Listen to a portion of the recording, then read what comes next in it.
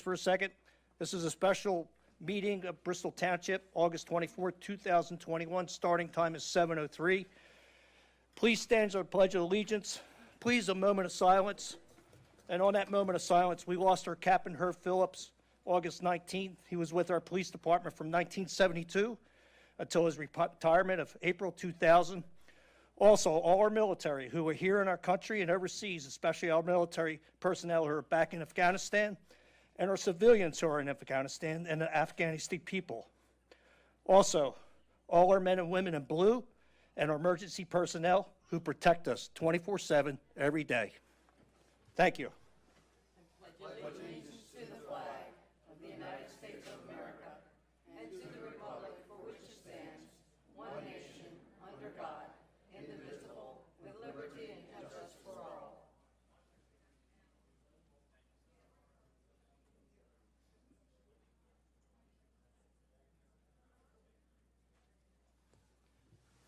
Thank you, everybody. Thank you for that moment of silence.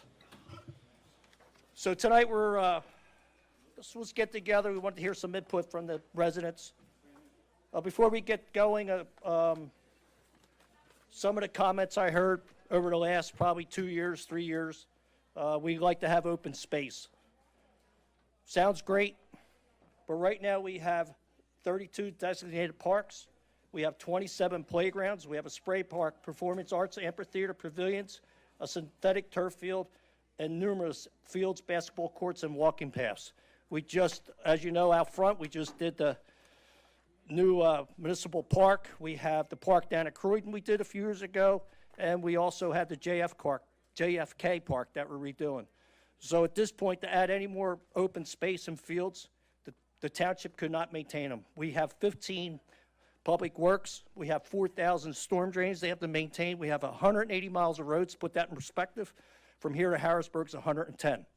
So it's up to Harrisburg and back. We do 180 miles of roads that are 15 personnel plus cut grass, and it just goes on and on. So it would be really, unless we hire more personnel and raise our taxes, that's the only way we could do parks. So on that note, we need a roll call. President Bowen? Here. Vice President Murphy? Present. Mr. Antonello? Here. Mr. Blaylock? Here. Mr. Glasson? Present. Mr. Monahan? Here. Mrs. Wagner? Present. And President Bowen, do you want to just make the announcement again that we're starting with the first and Right. the first school? Right, so the first school is going to be John Fitz. We're just going to present that. And before we get moving forward, I'd like to present the township engineer, Kurt Schroeder. All right, he's the one who, his firm will be scrubbing all the plans. We have Randy Flagger. He's our township attorney. And we have Samantha, who works with Gilmore. And if anybody don't know, that's the big cheese right there, Randy Elton. She's the big gun that's running everything and does a great job. Before you get going on the presentation, I just want to comment on how it works with land development. For me, I know, because I built buildings, and I'm sure the developers know how land development works. For the average person, I want to explain a little bit how it works. So before anything happens, this is just a sketch plan. There are going to be actual prints made up with showing where the water's going and topo and storm basins and open space and what they're building. And right from there, it goes to the township engineer, and he scrubs that. From there, it goes to our planning commission, and they make comments and reject or approve. Goes to the Bucks County Planning Commission up at county. They have very qualified engineers. They scrub that plan thoroughly to look at the ordinance. Then it comes back to zoning. Then zoning makes a determination. And when that's all done and it's all scrubbed, by the time it comes to us, which could be a year, then we make that decision to vote on it. And you have comments through all them periods. You planning commission, zoning, and us. So this is just a formal, get an idea what they're proposing and what you think about that, and then we can go from there. But no matter what, this is residential, these are zone residential, and something's going to be built, and I just want to make it the best for the residents that live in that neighborhood. So the first is John Fitz. Let's rock and roll. Let's bring this up. Good evening, Mr. Bowen. Push that button down, please. Hey, Your seat. Yes. Could I interrupt for a second? I'm being told by residents watching at home there's no sound. We're working on it. Thanks. Ugh.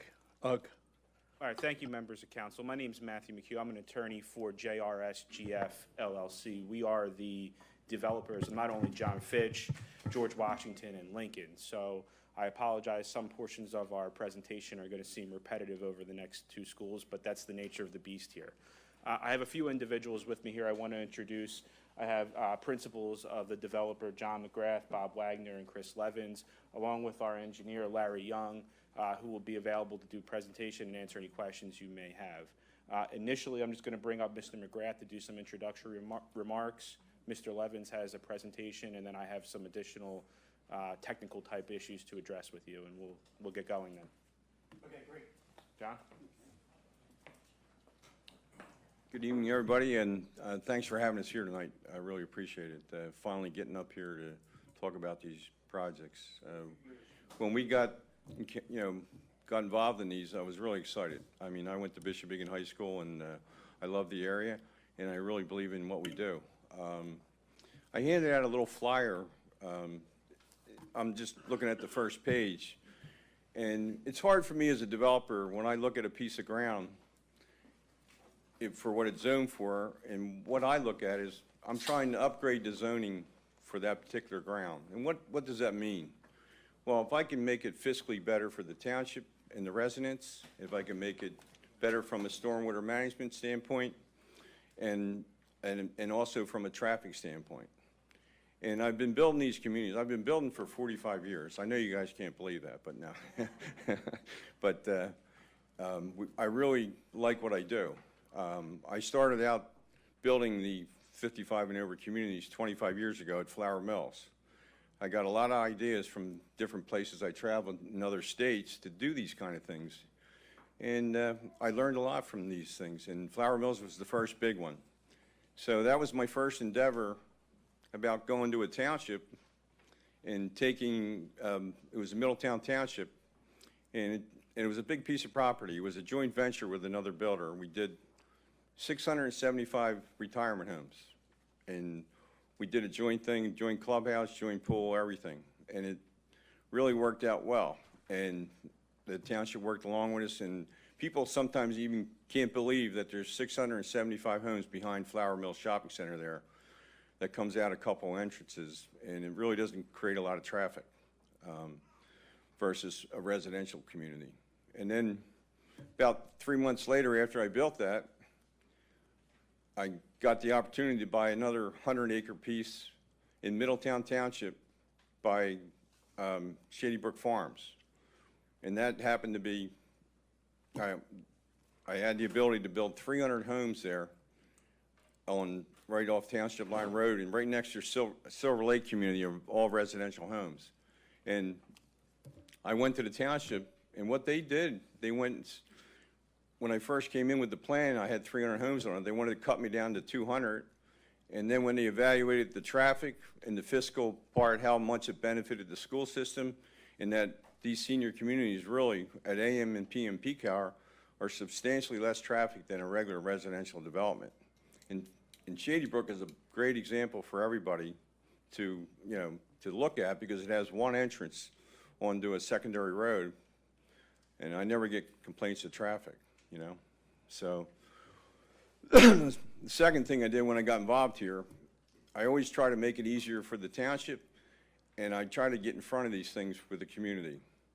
We actually did 3 presentations at the schools 3 different times with preliminary plans, had our engineer, lawyers there to answer questions for the residents.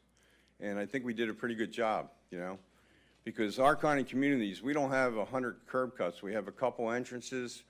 We try to develop great landscaping. These communities have a clubhouse, a pool, and I believe we really bring long-term value to what we do here in the surrounding houses. And I just, we've been at this for a while, and I hope we, can get the support to move forward here. But definitely from a fiscal standpoint, from what we do, benefit for the school system, and also from a traffic standpoint, they're really good. And I built St. Joe's, the most recent one, and when our marketing team went and evaluated there, we came up with the idea of we needed 3 kind of product there. There's 3 different product there over at St. Joe's. You have the senior apartments, which is, I think it's like a 5-star hotel. It's not designed like regular apartments. Elevator, your mailboxes are inside. Each floor has like a TV room, game area and stuff, and it's pretty nice and very successful. And that's about all I have, and I thank your time and get on to the next thing. Thanks. Yep. Thanks, John. Thanks, John. Hey, can I take this microphone out of here? There, is this one? Oh.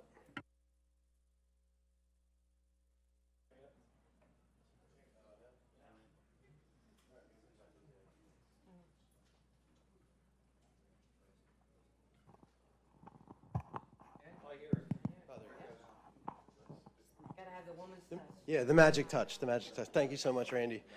My name's Chris Levins. I was born and raised in Bristol Township. I grew up in these fields of the schools now, and I just became part of this project about a year ago, I guess it was, when John let me in on it.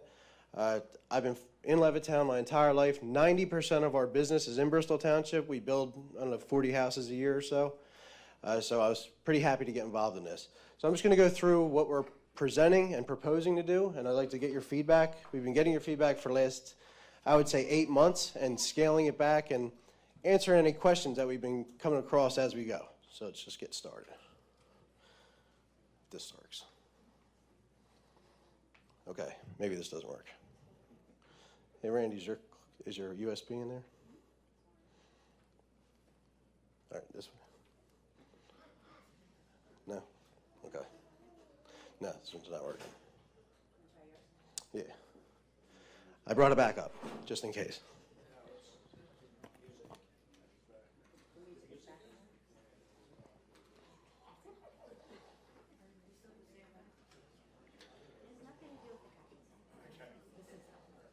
Okay, this one's not working either.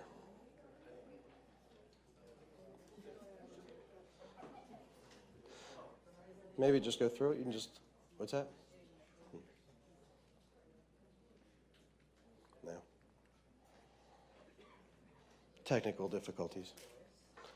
Try yours again.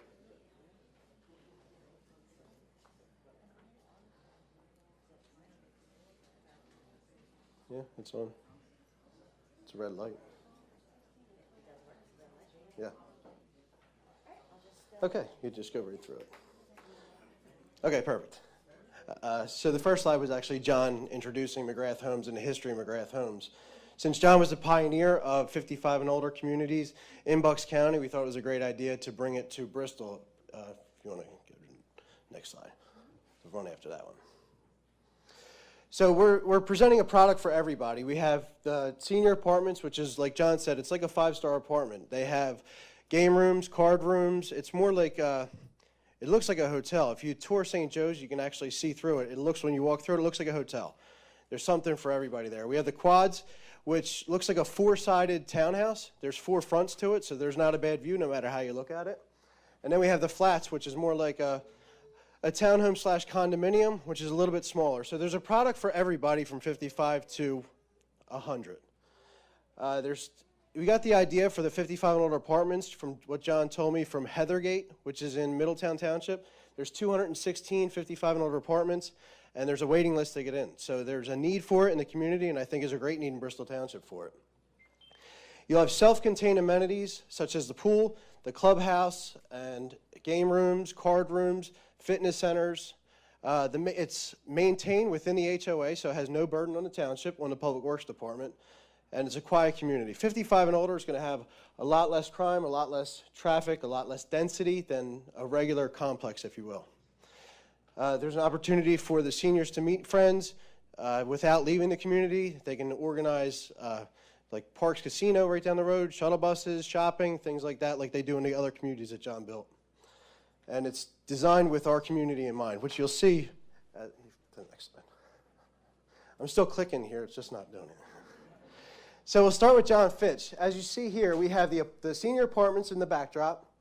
We have the quads on the perimeter. And the reason we put the quads on the perimeter is so when you're driving down Stony Brook Drive, Greenbrook Drive, Farmbrook Drive, you're looking at what looks like a front of a building, but it's really the back. Then you have the flats, which are located inside the development, which you can only really see if you drive into it. The reason we put the apartments in the back with the backdrop of the brook behind it is when you're driving on Stony Brook Drive, you're not looking at an apartment building, you're looking at 50-foot tall trees, so there's a buffer. Along the outside, you see on Stony Brook Drive and Farmbrook Drive and Field Lane is a 30-foot landscape buffer, so you're going to see a beautiful landscape before you even see the townhomes or the quads. Next slide. We use that same concept when we designed George Washington. You still have the same backdrop of the canal behind it, then you still have the flats on the outside, I'm sorry, the quads on the outside, flats on the inside. And then if you notice on the bottom left is a softball field. Since we're removing the fields from John Fitch, now the baseball fields haven't been in use for about 10 years, would you say, the baseball fields? But the softball field, however, was in use about 3 years ago, so we're relocating the softball field from John Fitch to George Washington. And this is Lincoln. Same concept in mind. The difference in Lincoln is we don't have a canal to backdrop to. So we put the quads on the perimeter with the flats in mind as well. The 30-foot landscape buffer on the entire perimeter on the outside. So the residents of Plum Ridge are going to see a beautiful landscape before they see the development. On the inlay of this, you're going to see the 2 apartment buildings. If you notice, the other properties had 3 buildings. This property is a bit smaller, so we put 2 apartment buildings on it. And then you notice the clubhouse and the pool on the inside. Next one. What is a landscape buffer? The landscape buffer, as you can see here, this is Silver Lake. This is one of John's communities, McGrath Homes communities, that he has up by Shady Brook Farms. So you see the quads are all right here with a landscape buffer between Silver Lake development. So as you see, from where, once the landscape buffer matures, between the 2 developments, which is very similar to what we're building here in Levittown, is not at a line, if you will. This is an example of a quad. So just to give you a perspective on scale, if you look in between these 2 quads, there's 30 feet. The average Levittown house has 12 to 16 feet from house to house. So it's twice as much in between each unit, if you will. So when it doesn't look as dense as Levittown is, because it's spread out a little bit further, but you get 4 houses within 1 building.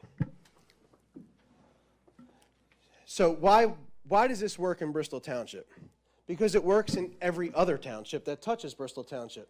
Every township from Bensalem to Bristol Borough to Middletown Township, Lower Makefield Township, Falls Township has these.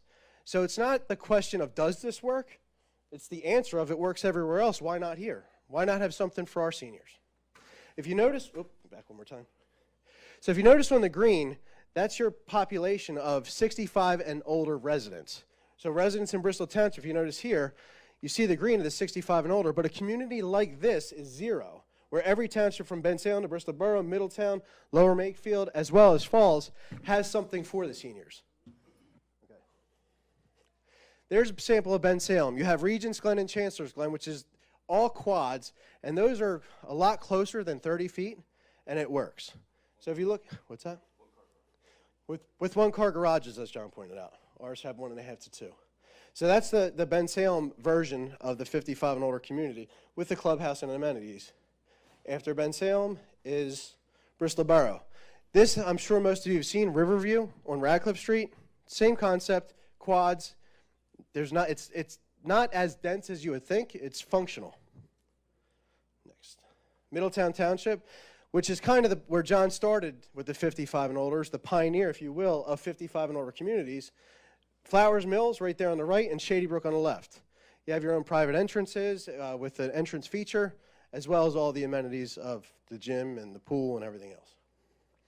Lower Makefield. This is probably one of the newest ones to our area, where Kohl's is, diagonal from Kohl's. This is Toll Brothers development. And these, I don't know, these are much closer, and they're mostly single families as well, but much closer together. Falls Township. I think everybody in this room has driven by St. Joseph the Worker. Now, just to give you a little bit of a history on St. Joseph, when they were closing that school, somebody from the Falls Township Council actually reached out to John and said, can we repurpose this as a 55 and older community? That's where he came up with the idea of the senior apartments because it works so well in Heathergate. And then he implemented, they didn't have the room for the quads, so they did townhouses, and that's where the flats came in that we're proposing as well. Why Levittown? So Levittown was built 70 years ago. The original owners are looking for somewhere more feasible option than their single-family home right now with the maintenance and landscape that they have on a larger lot. We've evolved to cater to the students. We're building the 3 super schools, but we haven't evolved to our seniors. So this is a perfect fit. All these older schools that we can get repurposed to fit our seniors now, since we don't need them for our students. Bristol Township doesn't have the community zoning for it, and that's what we're here to get your support for. And we're focusing on the retention of our seniors. Because right now, if somebody wants to live in a senior community like this, they have to leave Bristol Township to go to Flowers Mills, Middletown, Falls. So I know that one of the larger problems that we have in a township right now is our stormwater management, as we touched on last week at the council meeting. Now, right now we have uncontrollable runoff from every one of our sites that go onto the streets. Well, our goal is to retain that water in wet basins that have dual function. One, it's a wet basin to capture the water, but secondly, it acts as a water feature as well. We're going to add a fountain to it, but we're going to control all that runoff and keep it within our community. And if you notice the next slide, this is what one of the water features looks like in one of these developments. So right here, the other thing, I'm trying to address a lot of the comments that I saw on Facebook. I've been trolling all these Facebook posts, the traffic, the water, the yada yada. So right here you see a bar graph of Lincoln. The left is the school traffic. The middle one is if it were single family homes. And then the right one is the senior development. Now this traffic study was done by a traffic engineer and given to us that we hired. So as the green you see as the schools is what the schools were when they closed, not what the schools were in 1980, 1990, when there were 600 plus students in every school. So the traffic was probably more than twice what you see here. But as a single family home, it was very close to what the students were. To the right, senior family.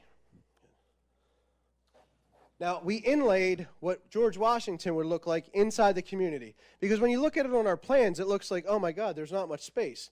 But when you look at it, what's inside Levittown right now, what you see inside Crabtree, inside Red Cedar, inside Oak Tree, there's a lot more green than not. Now, the wet basin that you see inside is what I spoke about before. We're capturing all our stormwater management, adding a fountain to it as a water feature for the residents to look at. There's a walking path that runs at a perimeter of it with park benches. So it's really more of a focal point of the community. This, as you see, is John Fitch. Same exact concept. We're using the same concept for all 3 schools that we're proposing to build. So John Fitch here, you'll see, again, the canal in the backdrop, the 3 apartments, the flats or the quads on the perimeter with a 30-foot landscape buffer, as well as the flats on the inlay. Again, we're using the stormwater management as a water feature. And here's Lincoln, what we spoke about before. Now Lincoln, what we've noticed with Lincoln, and the engineers can correct me if I'm wrong, is Lincoln is a single slope that runs down to Plum Ridge. That's why we strategically put the basin on the bottom side of Lincoln to capture every drop of water that runs off of the existing school, where the existing school is, where we're proposing our development. And we're going to capture all that prior to hitting the Plum Ridge. So what's the benefit of a 55 and older community? The biggest benefit, and the reason that we're probably here today, is taxes. As we know, Bristol Township school taxes haven't gone up in how many years? 3 years? 3? We're looking to keep it that way. If we have a tax, we have no tax, how can I say it? We have no effect on the school system, but we still have the tax revenue coming into the school system. So there's no burden on the schools, yet you're getting all of the revenue for it. Also on the township side, the township taxes, again, haven't gone up in how many years is that? A lot. And we're looking to keep it that way as well. Now, the other positive impact we have on the township side, they're receiving the taxes, but also they're not receiving the public works burden. They're not plowing the roads. The HOA maintains every bit of road, all the snow removal. When the roads have to get repaved, it's the HOA. So it has very, very, very little burden on the township as well. If you have any questions for the people at home that couldn't be here, you can email levittown55@clccontractors.com. Sorry, we had like 10 minutes to make an email before we started, so that's what it ended up being. So you can email us, and I promise we'll get back to you and answer all of your questions. But also, I'm going to bring up Matt McHugh to talk about the zoning, and then we'll do a Q&A. Chris, Thanks, Chris. Chris, I just wanted to make sure, that, I mean, the meeting will be rebroadcasted as well as on our YouTube page. Are you okay if I post your PowerPoint on our page? That's fine, absolutely, yeah. So, as Chris indicated, one of the main reasons we're here is to try to figure out the zoning. And as Mr. Bowen indicated in his initial remarks, the first step of this whole process is understanding the zoning for these sites. And Bristol Township does have an ordinance, a zoning ordinance, that contemplates a 55-plus community, but it's called, well, I'll call it the A8 use. However, it's something that is really overly restrictive in certain items such as density and open space, that it doesn't lend itself to a viable 55-plus community. And that's probably the reason why you're seeing that other developments or other communities are seeing these developments, Falls Township, Middletown, Lower Makefield, and Bristol Township doesn't have that. So over the last 8 months, we've been working with staff and the professional consultants on trying to upgrade the zoning, as John indicated. And this is something that he's had to do in pretty much every community that he's gone to.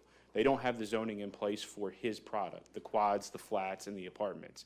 So we have to go and take a look and try to revise the zoning. So some of the issues that we've really hit have been density and the open space. Now, the current zoning allows for something like 6 dwelling units an acre. And if you look at some other communities such as Falls, Middletown, Ben Salem, they all provide for 10 dwelling units an acre. Our revised plans, our latest ones, the ones that you've seen in the PowerPoint, all go for 10 dwelling units an acre in the gross tract size. So how did we get there, though? Well, over those last 8 months, we've talked with staff and removed up to or over 150 total units from our 3 projects. That's 25% reduction to address the density concerns. We're trying to comply with and provide a community that is viable and feasible, but also addresses density issues. If we were to comply with the 6 dwelling units an acre in the zoning ordinance, we'd be looking at another 150 or 130 units reduction, which wouldn't make this a viable thing. So over those last 8 months, we've been dealing with and discussing with the township, and the latest feedback we received was that we should try to develop these parcels by right. So Fitch, for instance, John Fitch, for instance, is R2. And the A8 use would not apply there. We'd have to develop single-family dwellings. And that's what you're seeing on the left of this page. That's what a by right development would look like compared to our proposed concept plan. The by right development, we feel, doesn't have the same benefits to the township that our proposed concept plan does. It doesn't provide things that the A8 use does, such as a buffer, pedestrian circulation, parking requirements. The fact that a community association, an HOA, would run the entire development. Instead, that burden would be passed on to the township to maintain public roads. And individual homeowners would be responsible for maintenance of their lawns, their properties, stormwater management facilities, potentially, all of those things. And you're looking at, on Fitch, for instance, something like 93 single-family homes there on 6,500 square foot lots with setbacks on the side of 16 feet between the 2 properties. That's not something that we believe provides the benefit that something like the McGrath Homes product does that you see on the right. So in order to accomplish that, we need to work to amend the zoning to provide for this product. And we need the support of council, the community, and the staff to do so. So that's the first part of this. I don't know, Chris, do you want to do? Matt, I just wanted to mention. Sure, go ahead, John. Push the button. No, just go. Yeah, I forgot to mention on this flyer I handed everybody, the front of it. We built 8 communities, 7 different townships, from Limerick down to Middletown, Fallsington. We needed zoning relief in every one of them.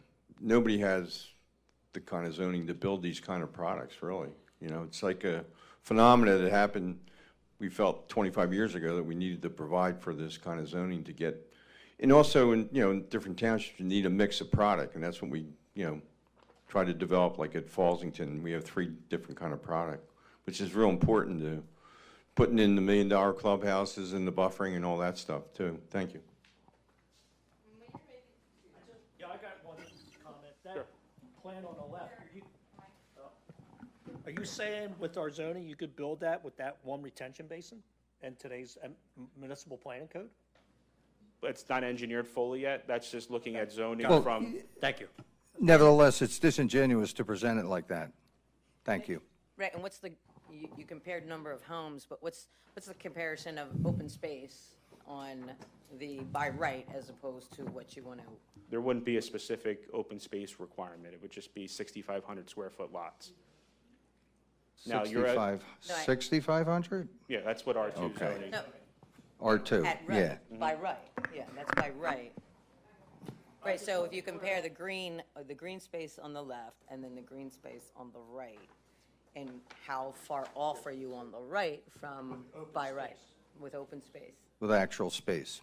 I don't have those, we haven't actually engineered the left. Okay, thank you. No. Thank you. No, I understood. That's a fair comment. I mean, this is just showing just conceptually what by right looks like. Actually, to touch on that one more, like you said, the open space between what's by right and what's not by right. On the left, you literally just see the houses and their driveways. When technically, do you know what the R2 zoning is impervious surface-wise? Because that can actually be covered more on the left if we had to. So we'll find that calculation out for you, and I'll get it to you. 35%. So each lot can be covered 35%. Okay. So now we'll open up to questions and answers if anybody has any. Perfect.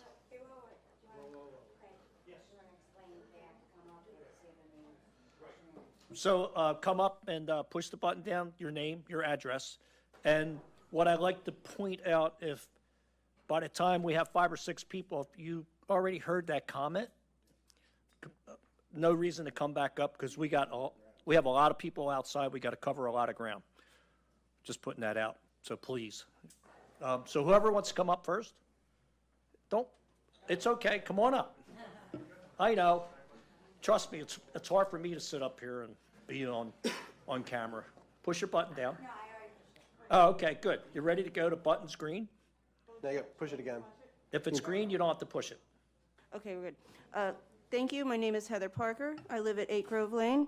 This is my first time attending anything like this, so I'm really not sure what I'm supposed to ask. I'm a little concerned by this because I will be looking at this, and I didn't buy into a neighborhood that's being developed like this. I bought into a single-family home, and I'm a little concerned about these houses changing the look of what I moved into.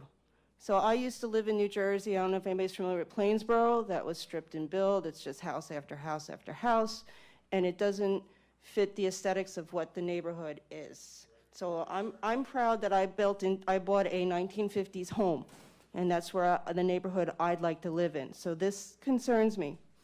So some of my questions are, and you can tell me when I've reached my limit. I understand that there's quads, singles, and apartments. I'd like to know how many quads, how many singles, and how many apartments. And So- I'm fact-finding for neighbors, too. Perfect. So on John Fitch, the apartments is 72 units, the flats is 52 units, and the quads is 64 units. So there is no singles in our concept. I'll assume that I said single, meaning that a flat. Okay. Yeah. Apartments are only 2 floors. Yeah, the apartments are That only 2 is a stories. major concern, and I know that was a big stickler for me, and to be quite honest, I would prefer there be no apartments, just because it's just a transient situation, and I don't know what 2 stories looks like, so I don't know how tall your 2 stories is going to be, but I don't want to have to look at them in the fall or in the winter when the leaves are gone. My question next is, who's the rent collector for the apartments? It'll be McGrath Homes. Okay, this is where my snarkiness comes in. You're going to make money on my neighborhood, and I'm going to live in an overdeveloped neighborhood.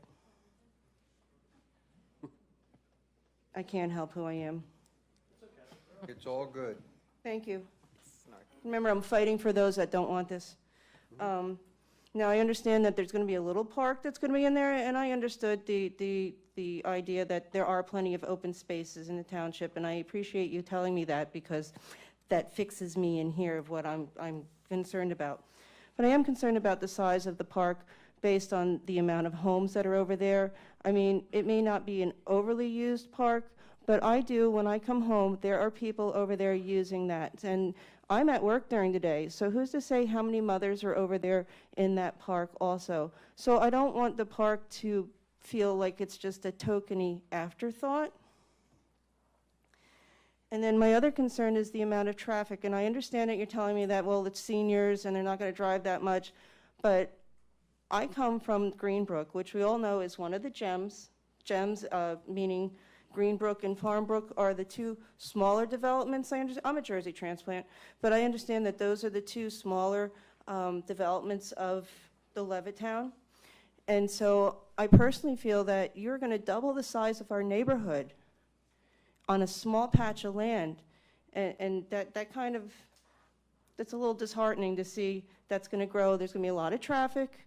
I don't know where my other neighbors on Greenbrook are going to be, because it's going to affect them more than they will me, because I don't know, kids are running out in the street or anything like that, but traffic is a big deal because there's only one way in and one way out, and one of them is going to be Greenbrook, and I understand Stony Brook will be the other entrance, and I'm sure Stony Brook people are concerned for this too.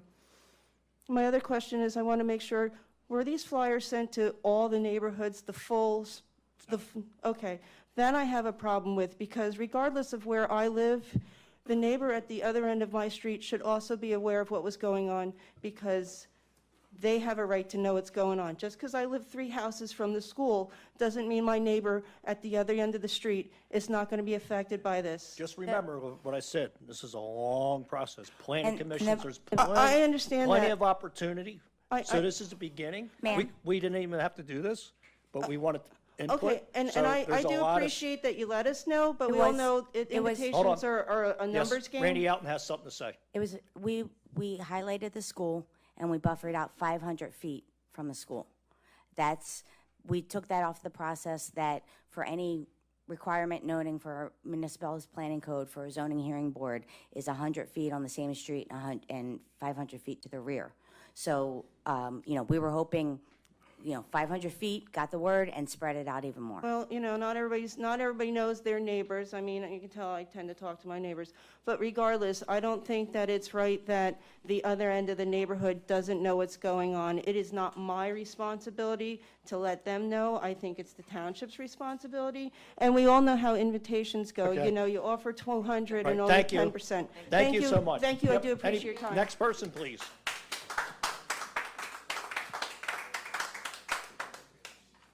Mr. President, Yes. can we all point out, too, that this is being broadcast throughout the township live as we Right. speak, so that Other people can see it. there's nobody's hiding anything.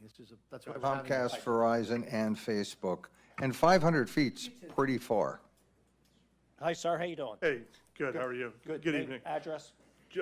16 Aspen Lane, my wife Annette and I, James Posey and Annette Posey, we purchased our house in Levittown in November. I actually came from something like this, from Florida. And, of course, my children, having more grandchildren, I had to move back. So we purchased a house in Levittown, basically what I can afford. I mean, I lived in Langhorne, Bucks County my whole life. Thank you. Yeah, and great job. I see the new blacktop. I see the new neighborhoods. I see the flip. I mean, construction-wise, when you drive by a corner and you see new construction in Levittown, it's awesome. What a change. Yeah, I love the mixed construction. I hope that one day it's completely flipped because it needs it. This is great living. And I have some health issues. I can't do my shingles and paint my house. Yeah, I mean, I had a hard time walking up here. So you're not responsible for painting your roof, so I'm hoping this gets approved, because, I'd be buying one, and my kids can come visit. Greatest thing in the world, to come visit, you send them home. Yeah, right. So, and there's just so many great things. The wife turns on Lifetime, you just go to the clubhouse. You know what I mean? So, I'm just saying that, and I think the beauty of it, the idea that it's like a resort with trees, and I checked this all out. I've been 5 years ago, I've seen it in Flower Mills. To turn the corner in Levittown and see something like this would just be phenomenal. I mean, imagine, it's time to get with 2021. It's moving, if we can flip it, let's flip it. Let's make it great. But I'm just saying, it's a great way to live. There's no boats on their front lawns. There's no campers. My neighbor thank God he moved, he had a whole yard full of chicken coops. I mean, I'm serious. This is a real problem. Yeah, I never called you once, and I'm not that guy. I never called you once, yeah. But I let them do it, and it was terrible, and I'm glad they're gone. But no cars on the street, no engines being replaced, no brake jobs, no wheel changes. I mean, this is what. He's watched the meeting. I mean, listen, I moved from an $800,000 house to get away from that. It's not in the cards anymore. You get divorced, you get remarried, you got grandkids. This is something I can afford. I can't go to Langhorne. What are the people 55 and over in Levittown going to go? You know, they're going to have to move away from their kids, got to go to Florida, where they're 180 grand or 200 grand. So it's good to be back, and I hope you approve it. Welcome back, You know, James. and this is a class act right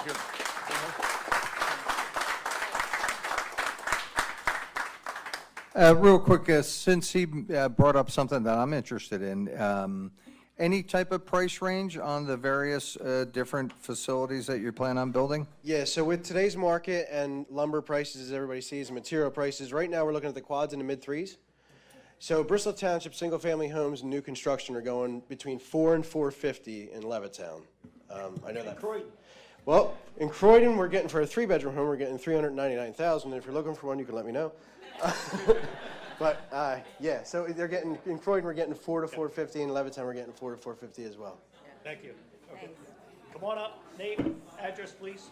Hi. Hi. My name is Kristen Egan. I live at 53 Kentucky Lane. And before you start the clock, can I make a formal request?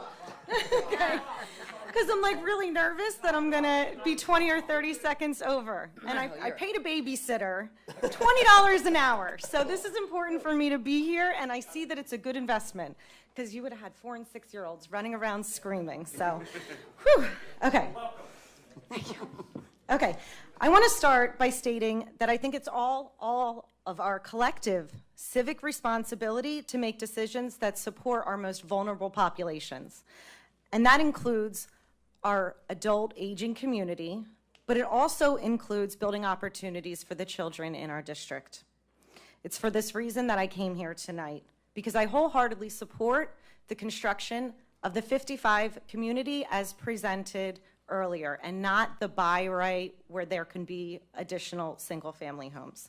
So first and foremost, I think that a 55 community supports our aging population, excuse me, by providing opportunities to engage with others, to have these opportunities for senior citizens to be active within their community in a safe way. So before I came tonight, I Googled the census report of Bristol Township, and I saw that as of 2019, the estimate was about 15% of people 65 and older. So that does not represent the 55 and older community, which is an even larger number in Bristol Township. Why is that relevant, right? Why would I Google a census report for coming here? But maybe it was to make a point that I already knew, because I go out in my neighborhoods. I grew up in Wisterwood. I am a 39-year resident of Bristol Township. Guess how old I am? 39 years old. So I still see the population of the first homeowners, including my parents, who are also lifelong residents of Bristol Township, in Wisterwood. And then I moved to Kenwood, and I can see how old the population is in both of those neighborhoods. And I think that there's a benefit, a real benefit, to having these communities. In fact, I started asking people who I personally know that live in McGrath homes, one in the Delancey Court in Newtown. And I want to just humor me or whatever for this quote, because I thought it was really meaningful when I reached out to him.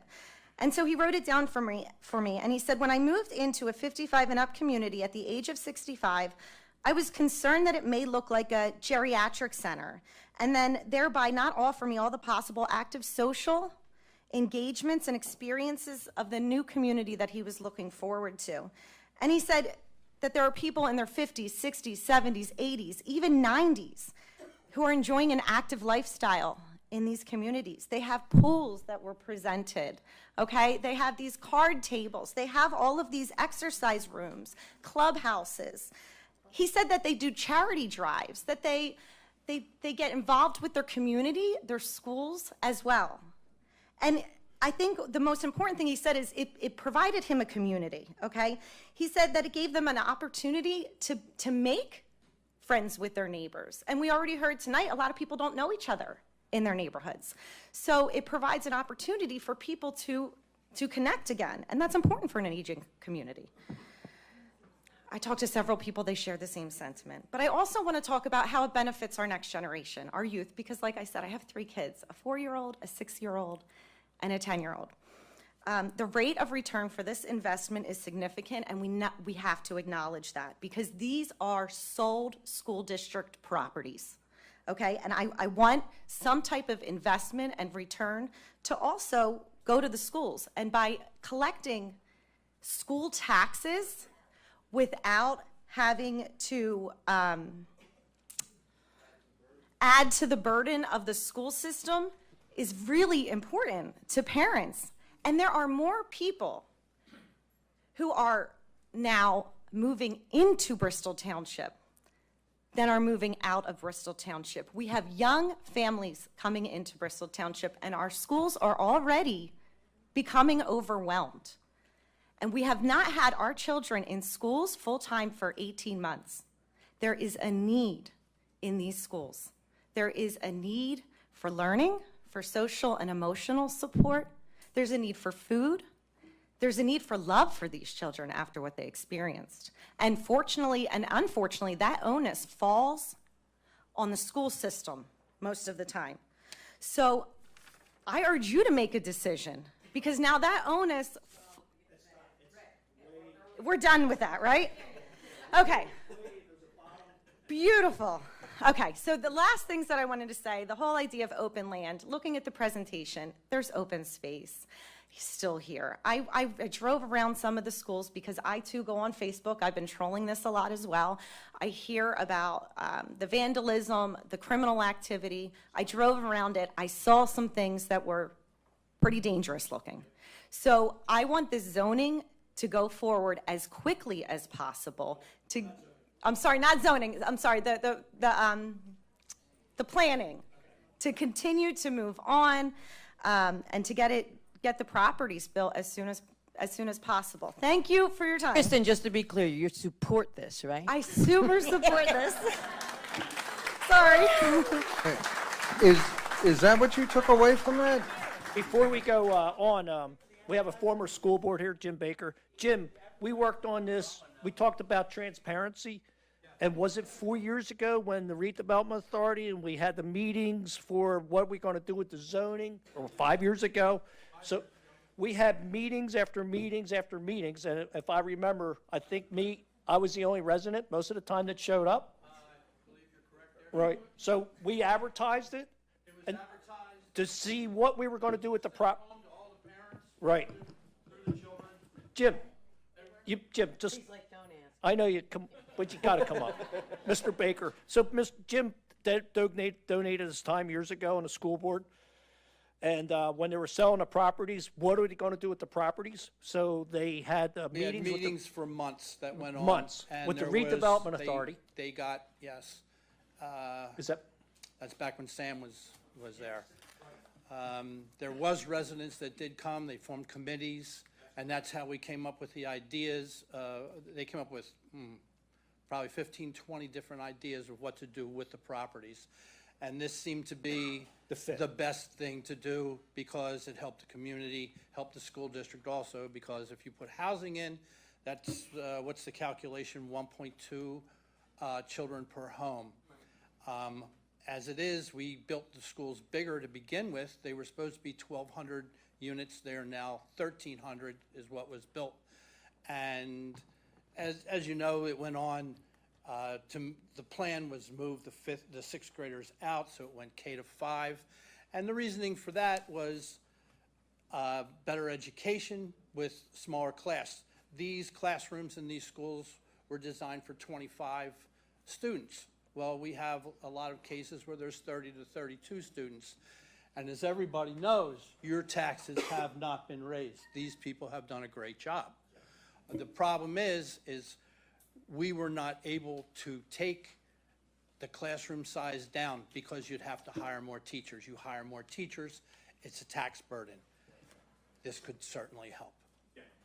Okay? Thanks for clearing that up, and I just It want to could validate. certainly help. So, The other thing I wanted to ahead. talk about, Yep. though, is if things don't get built on this, okay?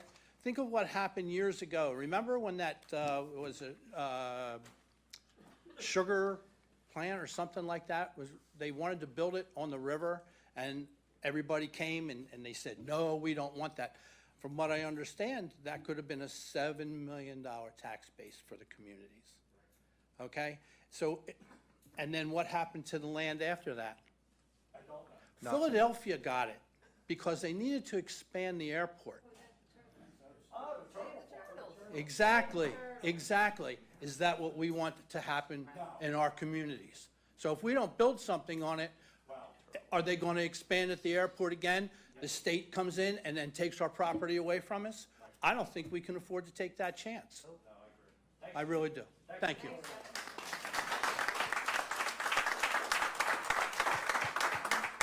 anybody else? So my point was, we've been working on this, the school board, not us, had meetings, what to do with the properties, and they came up with the 55, and that's been going on for years, and then here we are. Okay, I'm Lana Davis on 15 Swan Lane, and I wanted to say that the idea of it is excellent. I think it's great use. I do think that it's too much for that space, and granted, I didn't get any information. I'm like, I think 5 houses in from Stony Brook Drive. This is just a sketch plan. There'll be more intel. This is just... A concept.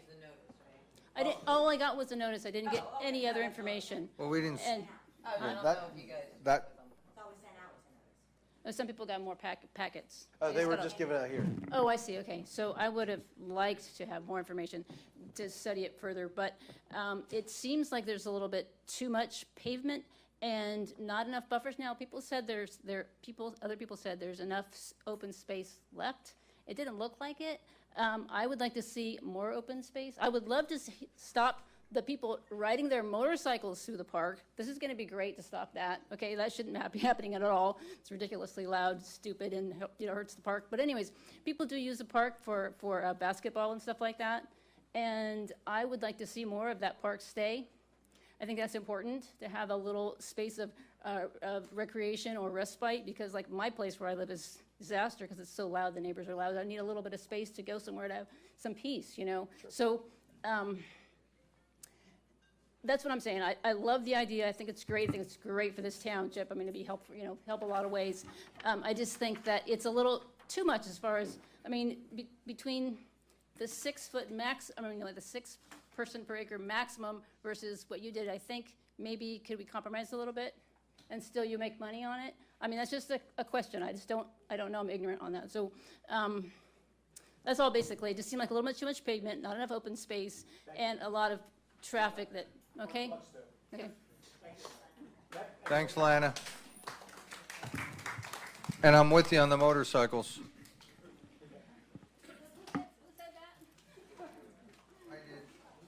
Good evening. I'm Dawn Kazubal from 29 Orchid Lane, right next to George Washington. I have a question. You're saying that this is a 55 and older community? So what restrictions are there on children? So actually, John can touch on that because he developed the HOA docs for all the other 55 and older. From what I believe, it's minimum age is 19 years old. Yeah. Minimum age is 19 years old. No school-age children. Okay, so if someone moves in and they're 55 and older, and they have 3 children, they can bring them as long as they're over 19. How does that work, John? Yeah. And what is the parking situation in a community like this? Actually, we have the parking numbers. How many cars can each resident bring? Well, we have overflow parking in front of you. You see the apartments and flats, and you can fit 2 cars in the garage and 2 cars in the driveway. Because my major concern is that there's going to be 200 cars going up and down my street every day, and that I'm going to have to watch crossing my own street. Well, for instance, what is the number? You have 188 residences at Fitch, which we're talking about, and how many parking spaces are on that entire The facility? entire facility, including. Because you have 188 residences, correct? Correct. All right, so how many parking spots? Including driveways and garages, over 3.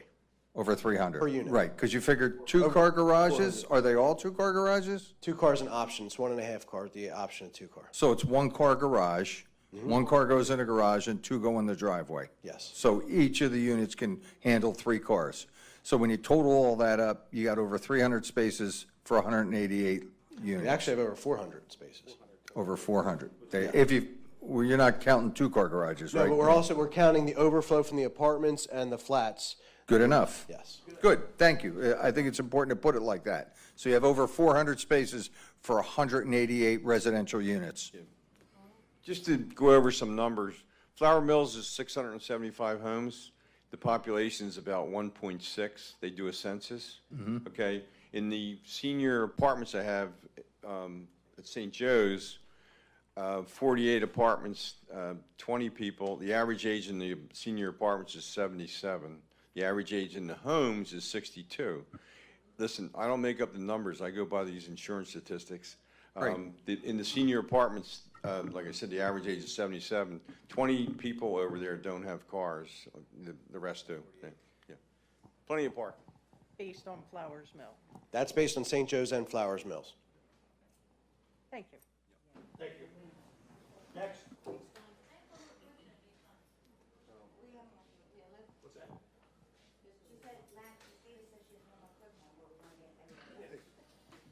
My name is Jack Techman, and I grew up in Bristol Township. I've been in the Levittown area my entire life. A couple years back, when we started getting to the age where we were thinking about downsizing, my wife and I started to research the McGrath homes because we had seen some beautiful facilities and felt that we would like to figure out where we were going to go when we turned 65 and up, and we're getting ready to retire. When we heard about St. Joe's Court, we thought it sounded like the perfect opportunity.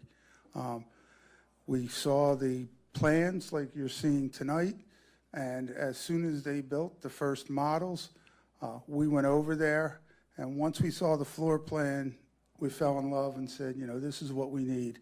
It's first floor living if you want it for a senior. There is almost as much square footage. I lived in Levittown my whole life. I raised 4 kids in a Jubilee, and it's almost as much square footage as we had in that Jubilee. We also, our kids are older now. When we first moved in, I had a son who just graduated from college. He moved in with us. He had the upstairs bedroom. He had a game room. We have our whole family every Sunday for dinner. I have 4 grandchildren.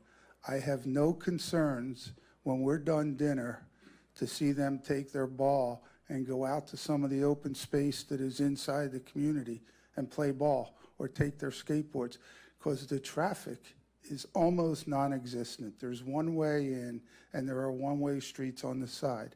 So we're still able to maintain ourselves in the area, have our children over, and it was something that we felt was extremely necessary.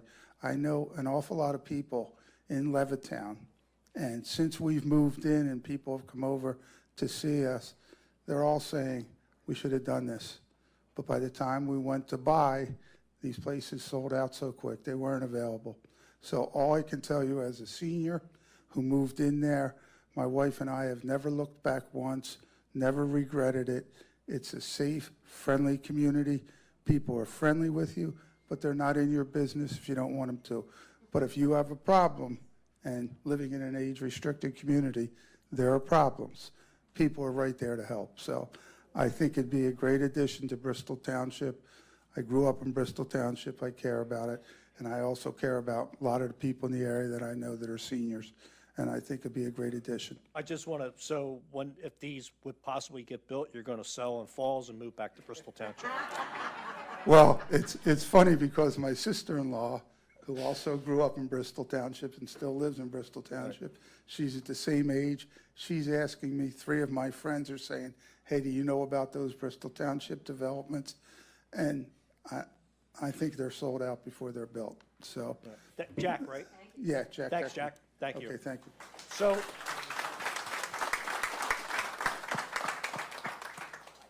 come on up. I want to roll this along. We've been on an hour on this, and we have 4 others. So I want to keep rolling here. So hopefully we have 4 left. No, these are 3. Well, You don't have the floor for another 3 hours. Yeah. The third time, I'm going to be so good. go ahead, buddy. Good evening. My name is Ryan LeGrand, and my wife and I live on two Parkside Circle. Sorry, I just moved here. Yes, so the one that's relevant to me is the Abraham Lincoln. And I have just a quick question. Who currently has legal ownership of the property? Bristol Township School District. Okay. Is there any plan for maintaining the school while this process is going on? Because currently we've got broken windows, giant weeds everywhere, and it's kind of a giant eyesore in the neighborhood, so I'm very glad that it's Is there anybody from the current school board in the audience?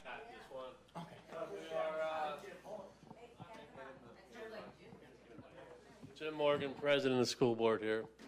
Yes, we're maintaining the properties the best we can.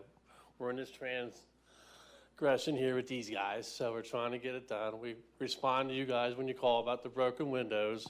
We get out there and fix them, board them up as quickly as we can. Cut the grass 2 or 3 times a month. We're just trying to get through till we sell the properties to these guys. All right?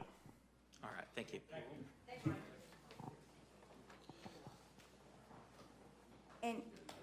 And if I may interject, I think it was discussed by the school district, the board, that if this was perceived as that there was not as much opposition and this development would go forward, it'd be a condition then to the developers to take the schools down now. Yeah, immediately. Right. Thank you. Absolutely. As soon as we get approvals. Hello. Hi, how are you? My name is Kelly Darcy. Hi, Kelly. Kelly McKenna, maiden name. I live at 36 Orangewood Drive. So I'm at that obnoxious stop sign that nobody stops at between Orangewood and Golden Ridge. I've been a resident here for 19 years now. I've been a resident in Falls Township and Bristol for 44 years. I've also taught at St. Michael the Archangel, and I recently now teach at Notre Dame High School in New Jersey. I have a 16-year-old, a 12-year-old, and a 9-year-old. To say I'm passionate about what they are doing here is more than extraordinary. I walk down to the park with my children daily, and lately we've been finding needles and other sorts of debris, and it's because there's nothing to keep people occupied. We need more to take care of our area and to build it up and not bring it down. My father was a police officer in Falls Township for 25 years. Recently deceased, and he told me that it's not about me, it's about you. So I'm here for everyone else that can't be here to speak on their behalf and talk for them in the fact that we need things to build up Bristol Township. We need to make it a better place, to make it prettier, nicer, and economical. We do not need more places for our families to live. We have enough kids in our super schools. I'm a teacher of 21 years, and I'm telling you from this point on that we have enough going on in our school system that this is time to take care of our elders, okay? It's time to be selfish. So we need these communities in order to make our area better for not only Bristol Township, but also for the people that we are supposed to be looking out for. So I appreciate it. Thank you very much for your time. Thank you. So if there's no one else, I'd like to move on to George Washington. Oh. Yeah. You want to come by? Is there people outside? Hold on. Hold on. Hold on. Right. Yes. Yeah. Yeah. We kind of did. Yeah, but no, there's people that were for Fitch that were just in here. The Washington people were outside, so.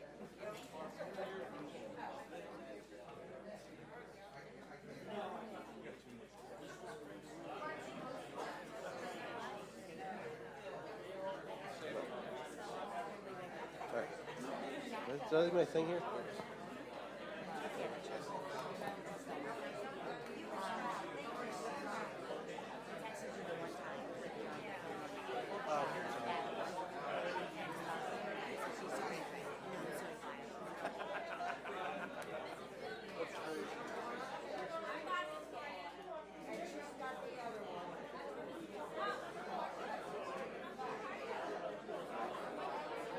So is there anybody else? Yeah, they're bringing, yeah. And Danielle is getting everybody, so they can announce them out there for everybody from 50 Washington and Lincoln.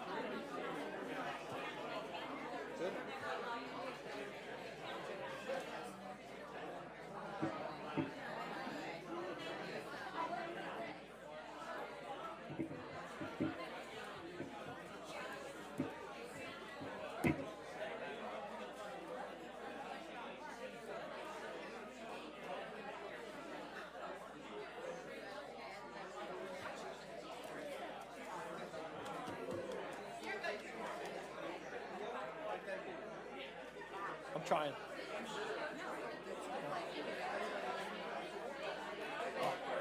Wow.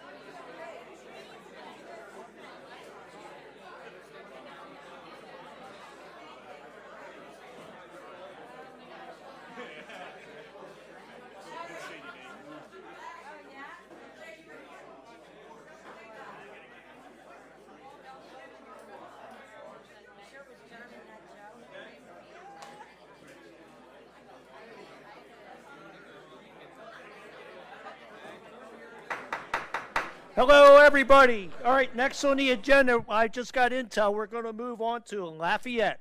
So everybody's here for Lafayette. And let's get, what's that? We're good?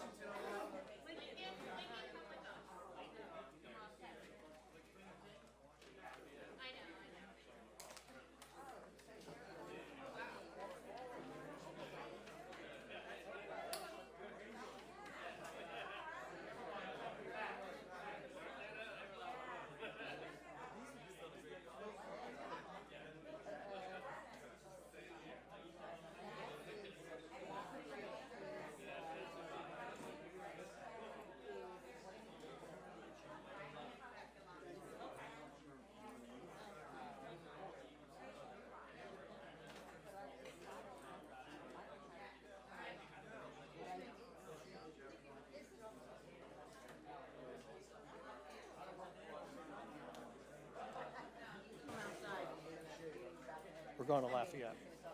Okay, hi, officer. All right, everybody, we're going to move on to Lafayette. We need representation for Lafayette. That's a different builder. And rock and roll here. Let's get your name and your firm and all that. Great. Thank you very much. Thanks for having us this evening. Nate Fox from the Obermeyer firm on behalf of D.R. Horton, the proposed developer of the Lafayette school site. With me is Aaron Lee Witt of D.R. Horton, C.J. Bach of Bowler Engineering, and Matt Hammond of Traffic Planning and Design. We have some materials on the screen. Thank you, Randy, for helping us out. Would you mind going to the second page of, or second slide? What we have come to for the Lafayette school site, we had originally thought we could develop this as age-restricted single-family homes. But after meeting with staff, the prior plan had a lot more space of the property for residential units, streets, roads, other pervious. Feedback we got was, if you can see on the top, there's some existing wooded areas. Pull the development area down into the center of the site. Pull the development area away from the existing homes along the road frontage, and create more of a buffer and provide some greener areas. Now, in order to develop the site, we have some existing challenges with the site. It's pretty much a pancake flat site, which that might sound ideal for development. However, in order to control and contain stormwater and create required grade, slope, things like that, in order to control the stormwater, the site currently has no stormwater controls. Through our development process, we'll be providing stormwater controls, but that requires that we actually bring fill into the site to be able to create the topography that is required in order for us to meet the requirements of the Stormwater Management Ordinance and associated permitting process. We also have to take care of some of the demolition spoils that remain from the existing school building. So that's all things that D.R. Horton has agreed to take care of, is well positioned to be able to do that. So in order for us to do that and be able to deliver a development that we think would hope is considered desirable for the community, we do need to have a number of units. So we've settled in on the number of 88. These are twins, and if I could, Randy, if I could trouble you to go to this third page. We are looking at, in meeting with staff, we need about 9 anticipated variances. Part of this is because a two-family dwelling unit, meaning a twin, is not permitted currently within the R2 zoning district. The remainder of these are what I would call also general dimensional variances, very small items of relief that are dimensional in nature but are required for us in order to be able to deliver that site as we're proposing. And we also have some renderings of what the homes would look like if we can go to the next page. This is a community, I believe, in Florida. D.R. Horton, by reference, I should have started with this, is effectively a national home builder that builds in about 30 states. They have access to a bunch of different types of homes and can provide a high quality and product on a whole different type of development. Currently, there's a 55 and older community in Delanco, New Jersey. I believe that's under construction currently, and folks have started moving in. But this is what the home would look like effectively from the front. Now and that is a front side with garages facing the front of the road. And in the rear, you'd have potential options for patio and outdoor living space. And that would all be up to the homeowners and their customization. And if we can go to the final page, you can see what some other elevations would look like. What we're hoping to achieve is to provide residents of Bristol Township and the surrounding area a place where they can age in place. We're not aware of anything new construction within the surrounding area that is a high-quality new construction home, is an age-restricted home that also allows for a relatively maintenance-free lifestyle and allows the homeowners to own the dirt on which they live. This is something we hope is well received and is unique to the community, and also by doing age-restricted, we don't impact the existing schools. I think that's part of all of these projects. We're required to develop age-restricted homes because the schools have closed. We don't want to bring more children into the community to put back into the schools that have closed. One thing to note, we do have Matt Hammond, our traffic engineer. This community would present much less traffic than a fully operating school, both in the AM peak hour and the PM peak hour, and third also throughout the entire day. So that's an overall summary. We'd happily take questions. We have our folks here to answer any specific questions if you like, but. The big thing is stormwater management. Across the street over Veterans Highway, they had serious problems with flooding. And whatever we do not want to have any impact on flooding. And if maybe possible, you could help out, because on Fleetwood Drive, they got a serious flooding problem. Maybe all that can tie in. It's possible. Just throwing that out there. Definitely willing to look at anything. Okay. Yeah, and I think, again, and I'll ask CJ to chime in. I get in trouble if I pretend to be an engineer. There are not stormwater management controls on the site. There's nothing there. Nothing. So, and I want to bring that up. There's a fellow that works at my shop who lived in Winter Village, and he told me there's a 55-inch, and we were talking about that, there's a 52-inch storm drain on that property, because they said they used to walk in it. And I said, where's it go? He goes, I don't know, we just walk through it. I think it goes somewhere on Bath Road. Okay. But he said we actually would walk through it, and it's on that property. Just a heads up. Yeah. No, and that's something, as you know, we'll have to work with the And township. that was, 2 residents told me that. Yeah. We still, there's a storm drain on there. It's got to be 50 inch because we walk through it. All right. It goes to Bath to Silver Lake. So I'm just backing up because Fleetwood Drive has some serious puddling, and There are more than puddles. yeah, Go ahead. it's a lake. Yeah, here. So I mean that's not doing nothing for Fleetwood think I for can the help drive you. itself. Sure. CJ Bach with Bowler Engineering. You know, as noted, there's a site that has no stormwater features today, and we will need to meet both Bristol Township and the state requirements. And by virtue of that, we are going to have facilities that impound a tremendous amount of runoff so that we can mitigate both the peak rates, and there's also volume infiltration requirements as part of meeting the state. So, you know, not only do we impound a ton of water in basins and rain gardens and take that water completely offline, but we're also encouraging infiltration, and we're permanently removing it from the system by detaining it and allowing it to infiltrate. So going from a site, almost 21 acres with nothing, compared to 21 acres that have modern stormwater treatments, it's a tremendous volume. It's So gonna be I'm removed from the going neighborhood. outside the box a little bit because you don't, it's over a little bit out of that site. But if there was possibly a storm drain that could be put in to help alleviate the residents' concerns, certainly- just something, I'm throwing that out there. Sure. That's all. I know on your concept plan, you have 3 basins mapped out, tentatively, potentially, but that's all to be There's conceptual at this point, yeah. I got it. We've identified an approximate. So with what Craig is saying area-wide. and, you know, something that could be done like that. I may have missed it at the beginning as I was indisposed. What are the lot sizes of these twins? The individual size? Sure. I believe that they're about 5,000 feet with each lot, so the actual 5,000 square feet, including the building? 5,000 square foot approximate lot area. Let me just. So you're putting a twin on a 5,000 square foot? What price? Yeah, that's that up 6,500. It's 4255, and instead of the required 6,500. So and Okay. that required lot, I believe, is based upon a single-family home. Correct. So because a twin is not a permitted type of dwelling unit, we're asking to shrink the lot size accordingly. So per each building, it will be 8,400. So it's not 4,200 per. Yeah, well, let's start over. Square foot lot, what's the square? The whole, So there's two houses. right, Here, can you?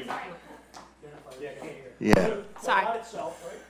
Aaron with Hi, DR. Aaron. Hi. So these are twin homes, so it's two homes together. So what we're saying, that 4,200 square feet and change is for half of one of those. So it's an 8,400 square foot For the lot total with a building. twin sitting on it. Yes. That makes a lot more sense. Yeah, because I saw the wheel spinning, so just. Yeah, yeah, How big's the house, roughly?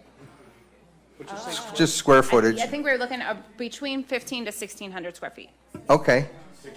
Each, so around 3,200 square foot a home. Correct. Sitting on an 8,400 square foot lot. Correct. And that's, right? That's not unreasonable. Yeah. Does sound right. So what you're taking it, but if it's cut in half, it's 4,200 per unit. Right. As opposed to 65, but it's a twin, so the zoning would change For the two buildings together. Total building, what's the size of the lot? Meaning two lots together, 8,500 square feet. And this is an HOA, right? Yes. And it is 55 and older? Yes. Okay, sorry, I missed that. That's fine, no. Quick question, do you know about that storm drain that I was talking about? I thought I saw it on the print. Yeah. Is it buried? It is buried, yes. And It's, nothing's going into it at this point? there are inlets along the top of it in the property that water would sheet flow naturally to this culvert. Right. Now, we'll have to intercede and intercept all that water before it gets to it in the future and But it might even, attenuate I it. mean, realistically, it'll even be better because you're going to hold that water Yes. with your retention basins Yes. before it even goes in the pipe. Yeah, we have So- to we have to intercept it now before it gets to So that. that pipe That's my has a lot outflow. of capacity at that point for helping the young. There you It's go. a huge Okay. Right. pipe, so, yeah, That's there's. just taking water offline from the system helps everybody. Yeah, but we don't know the integrity of that particular pipe at this point, so it might be a moot point once that's investigated.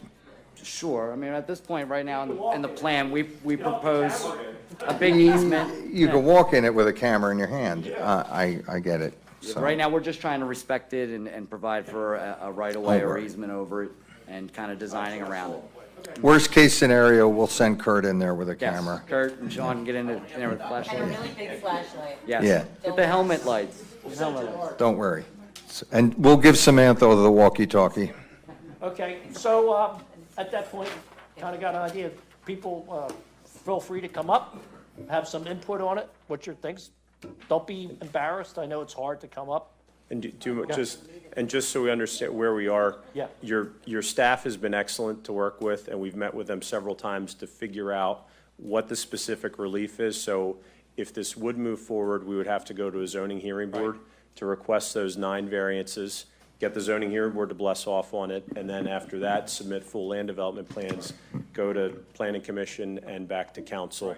It's So a lot we've of got a lot of moving parts. Lot of scrubbing, steps, A lot so- of time. Yeah. People to comment on it. Not yet. We do not. We're only here for Lafayette. Lafayette. Yeah, but I will tell you this, when Bristol Township makes up its mind to move forward with the project, we will expedite.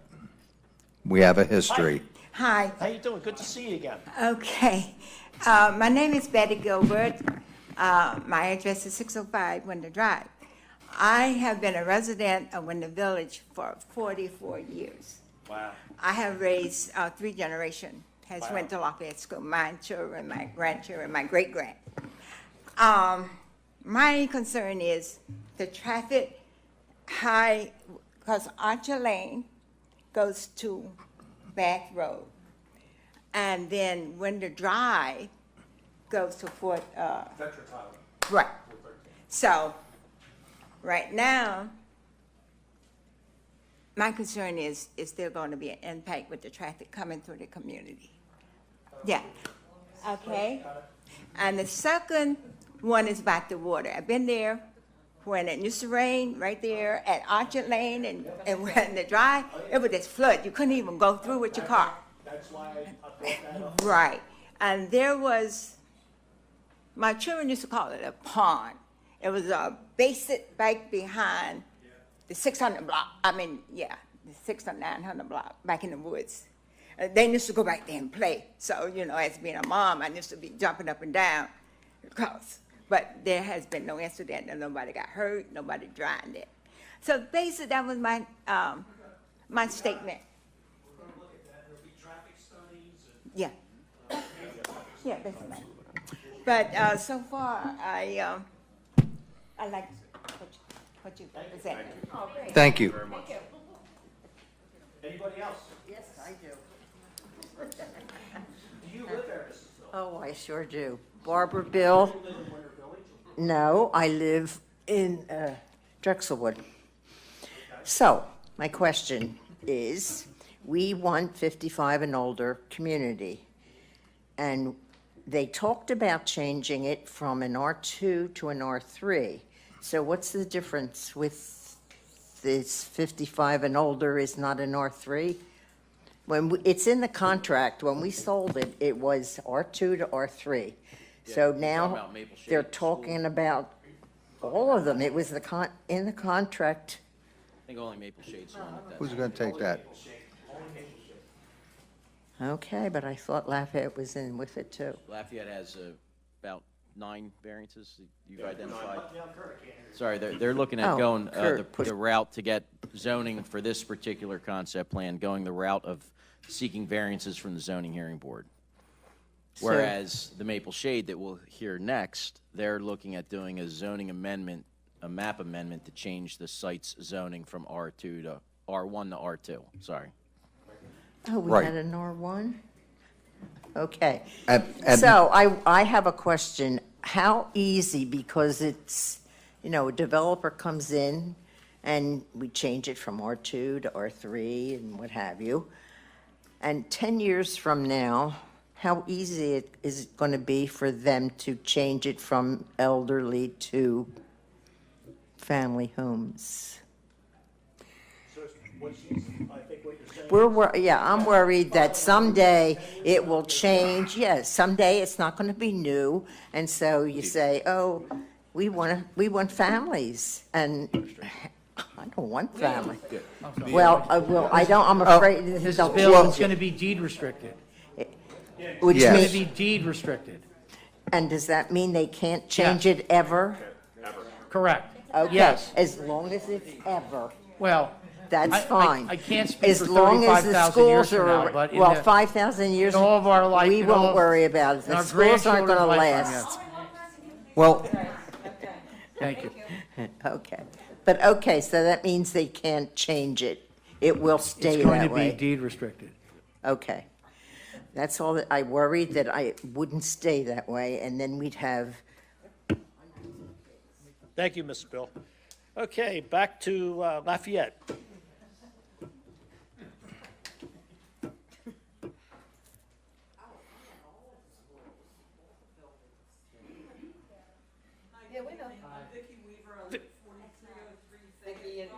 Vicki, is that green button on? Here we go. There we go. All right, Hi, Vicki. I'm Vicki Weaver. I live at 4303 Fayette Drive, and if you look at, on that map there, I'm the third house in from where the school opening is. So I have a very vested interest in this because I look at at the property, my backyard, every single day. I can live with a 55-plus community there, provided that some of the things are taken care of. I know my view will change from my backyard, and that's one of the reasons I bought the house, even though the school was there at that time. But there are some trees that will need to be removed. Otherwise, I will continue to haunt you as I have the township. Here's some of the berries or the balls that fall. A school district, okay. So these trees, there's 5 of them, need to be removed, or I will continue to haunt the school district on this. All right. Also, once things change, and if you all do move in, I want a privacy barrier. I really don't want to see what you have going on over there. I know the other company talked about a privacy barrier. I want the same.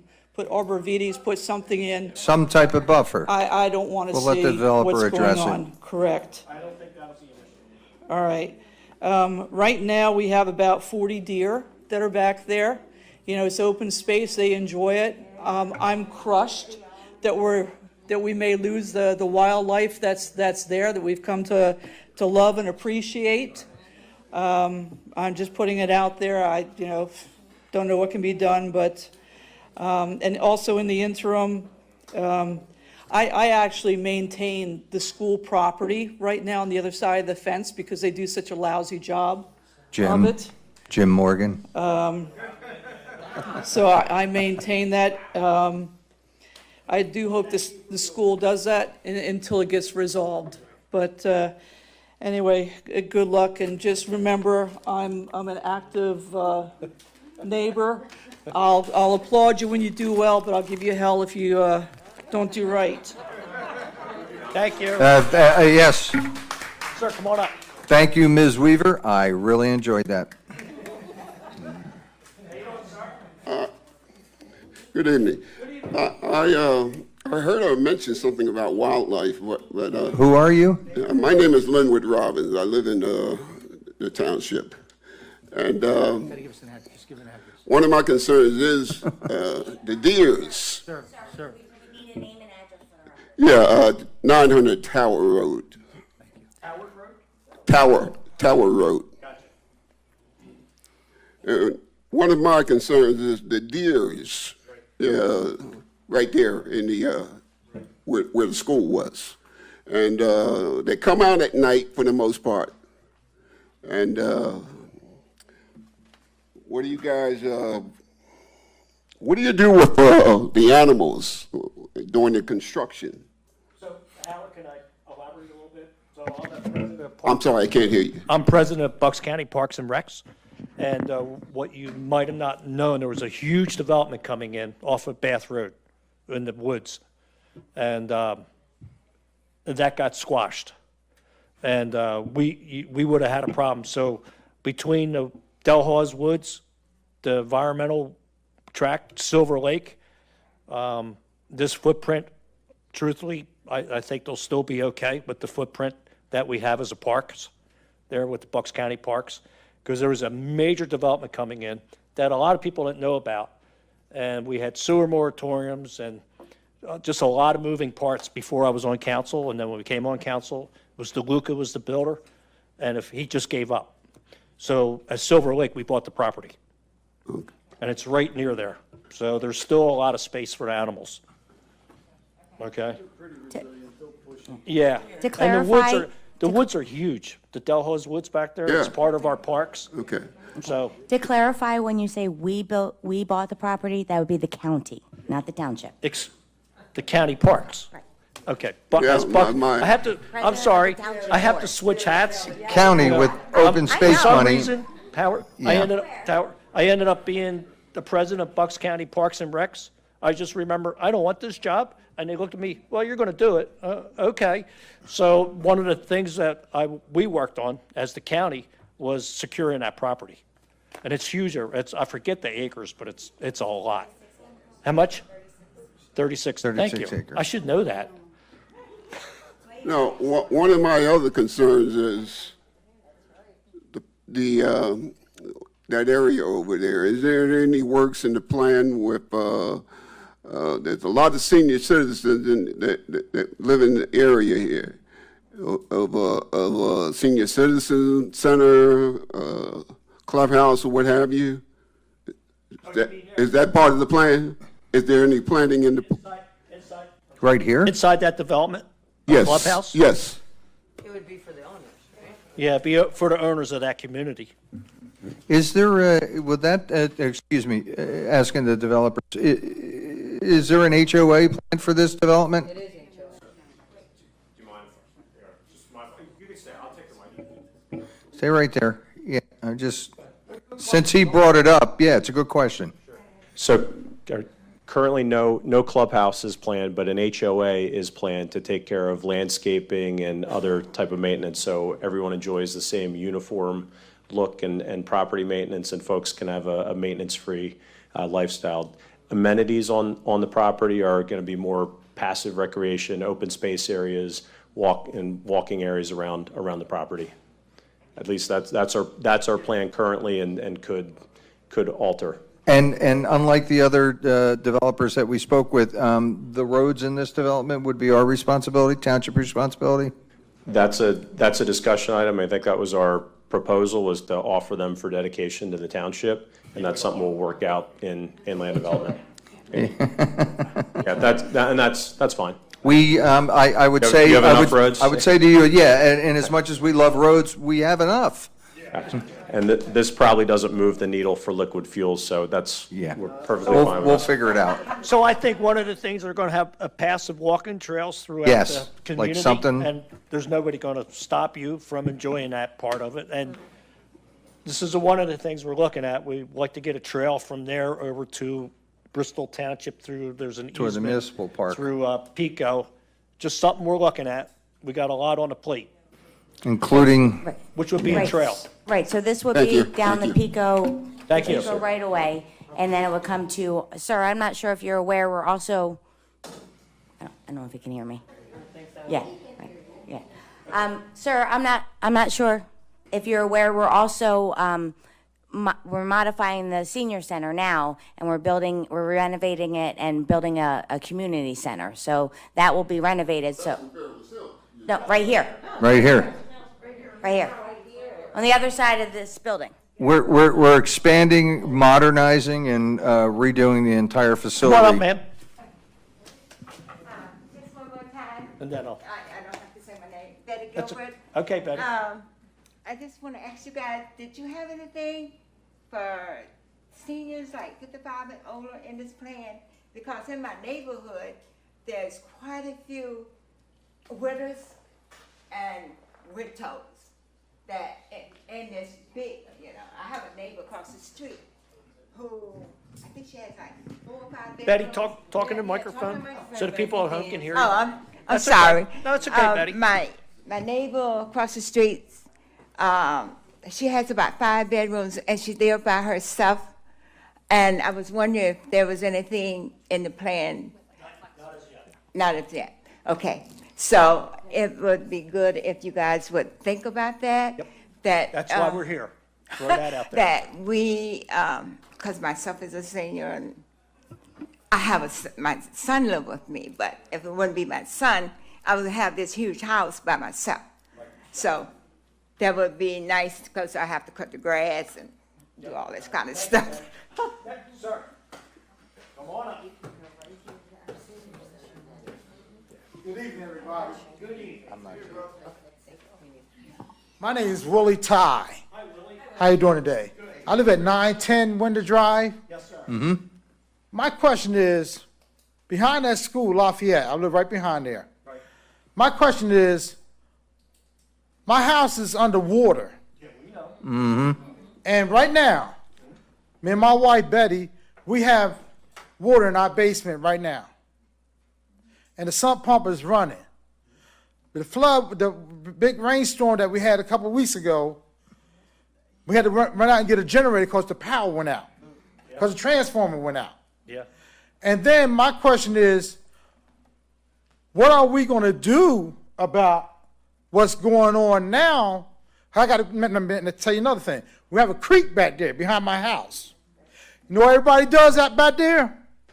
They throw garbage and everything back there. I got a washing machine back there right now. You want? I'm for real. I believe you. God is good. He blessed me with a beautiful home, and I love it.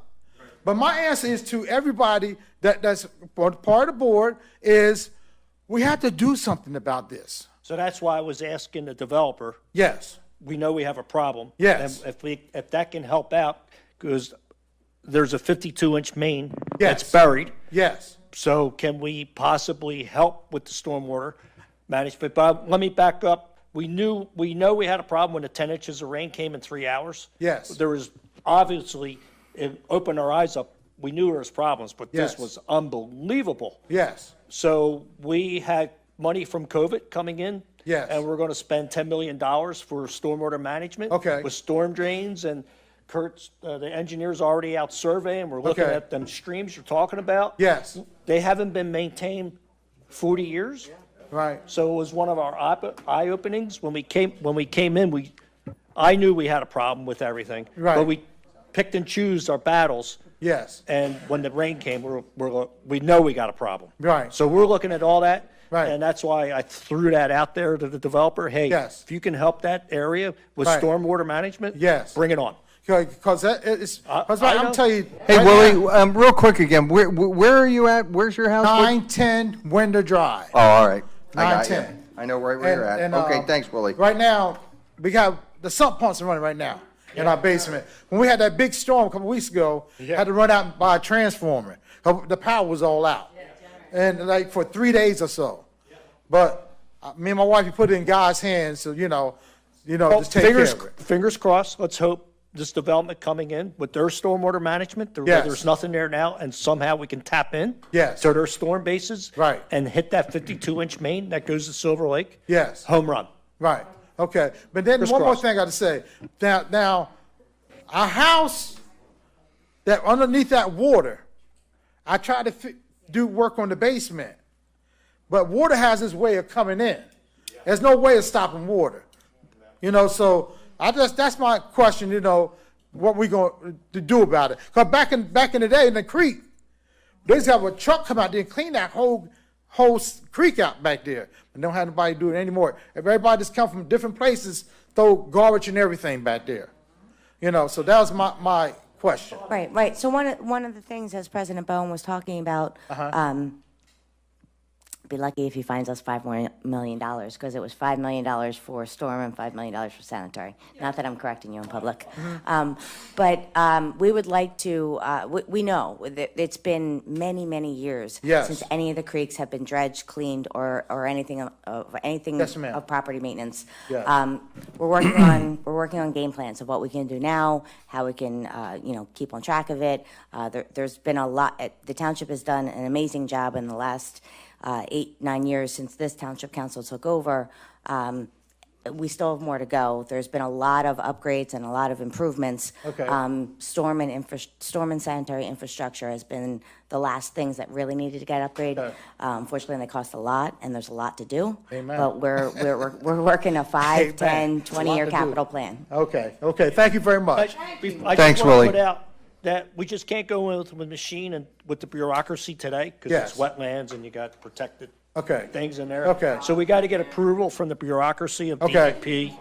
It's Okay. 40 years ago, they came in with a backhoe and just Yeah. did. That Right. don't happen today. Okay. Yeah. So we're working on that. Yeah. Thank you. very much. Well, I've had this conversation with a few people recently about dredging the streams, and certain creeks in Anybody else select areas you want to talk about really Lafayette? need it. Come on up. We got another resident. Yeah. Hi, Kevin Felt, 909 Merlin. Who's got the laser? Hi, Kevin. Oh, pointer? If you look at this intersection on where they're getting ready to, yep, that one right there. That's got 3 storm drains. And the last storm we had, that road floods. And of course, my daughter killed her car in it. Sorry. And any big storm, that whole intersection floods. you can see that's a big, long road that's gonna just pour more water into that intersection. I think they're well aware of the flooding issue, and they're going to spend a lot of time on making sure that it is flowing away from it there, that the stormwater will be managed appropriately. Yeah. I mean, our engineer can talk more towards it, and their engineer as well, but there are rules and regulations. We have a subdivision, land development, and stormwater management ordinance that they have to follow those regulations if this plan goes forward and gets submitted by our consultant engineer to review, as well as the general rule of thumb or the hard line of the ordinances with the is that you can't have any more issues with stormwater management. I guess, what is it? Post has to be better than pre-development. The next question I have is Silver Lake has a bunch of trails in the top right corner of that. Are those still going to be accessible to residents? The park trails? Because, well, generally to walk there, you know, you're just walking right through the open field at the moment. There's going to be residents there. You know, that's not going to get fenced off or. Absolutely not. Can't pass off the mark. All right. Thank you. Thank you. Thank you. Gallus? I do want to say before Gallus gets started that, well, we know Gallus has a reputation, so. I think you took that crown, Pat. I certainly don't. You know, I certainly don't, right? No. I just wanted to make the comment that Craig has been talking about throughout the evening, really, is that opportunities, we view something like this can be a great opportunity. When a developer comes in to do a project like this, and we have some existing issues, and there's issues that they have to take care of on the property, working together, we can actually, you know, create a project for them and greatly improve the township without having the taxpayers spend all the money to alleviate a certain issue. We can get together, and it's mutually beneficial for all of us. Just wanted to make sure that everybody was clear on that. Thanks. Gallus, you're up. I won't be quite that long. Just so, this is Gallus Obert, school board, Just not to president. address the two residents' issues. Yes. School property, we've been having issues with dumping back there. However, with school starting up, we're a little light in manpower, but we encourage the residents to call the school. They see people dumping, and if it's on school property, we'll send our operations out there to clean up his washing machine that's dumped out there. We don't regularly check. We rely on people calling us like you do, so I just wanted to address that. Secondly, I had a question on when they build when you do the project, is it going to be perimeter surrounded with fencing, blind fencing, or nothing? Just be open? You're not even having trees back there? No, I meant during construction fencing. To keep. Oh. Okay. Thank you. Thanks, Gallus. Yes, ma'am. You're not going to have trees. That's all right. She can stand behind. Go. Yeah. So Yes. my name is Juanita Tiggett-Slayton. Hi, Juanita. I am a Bristol Township resident. I do not live in Winter Village, but I am a board member of the African American Cultural Society that's in that Civic Center trailer. So I've been staring at the map, and I can't tell what road is I have a what. great question, and I'm about to answer. There's a trailer there, and I think Bucks County Parks owns it. I'm not sure. Bucks County owns it. I actually do not know I have for to sure. look- Is that where you're Gallus, going with Jim? that? Yes. I wanna know what's So, gonna happen. It's a community, it's a trailer, it's a community home. Hold on, Jim? Mark said they are looking into moving said trailer. It's underneath the power line right now. Jim? Are looking into ways of moving the trailer towards the hospital, there's a power line there that's a throughway to save the trailer. That's in process right now. So, That's okay. county commissioners. Okay, so because they've been talking about this flood zone, right? So if you're gonna move us into the swamp where all of that water, right? I know you guys aren't gonna do it, but with the county, that's my question, because No, they we won't do haven't that. been Well, they can't do it. notified of anything. So we have lots of memorabilia, books and things like that. When are we gonna have to move our belongings? Okay, We got a long ways to go before that happens. okay. So second question. Meantime, I'll talk to Diane Marseglia, Bob Harvey. They're great. They were really good, open. I'll give them a buzz and say, hey, developers have come in, presented a sketch plan. They can build us a new building. What's that? They can build us a new building. Right? Hey. Yeah. Hey, Yes, throw it out. exactly, because it's You been know, there the for quite a commissioners, while. the commissioners are who you should solicit for, and now would be the time to do it, too. Yeah, I'll make a phone call tomorrow. Okay. Tell them what's going on. All right, next, sorry. I'm gonna hold you to that. Go ahead. Second thing is, I've been looking and I can't tell. I know that there's a basketball court back there where the kids play in that basketball court. I can't tell if that is still there. Will that still be there? Probably not. What? Wait, will It's stay in, there? it's in the PICO right of way. We touch can't touch it. We have no plans. I'm good. I fixed, by the way, I paid out of my pocket because the bulbs were out a couple years ago, and we put bulbs in, keep it fired up. But I haven't been over there. You're welcome. I haven't. I just see the kids Yeah, during the day. okay, great. Okay, ma'am.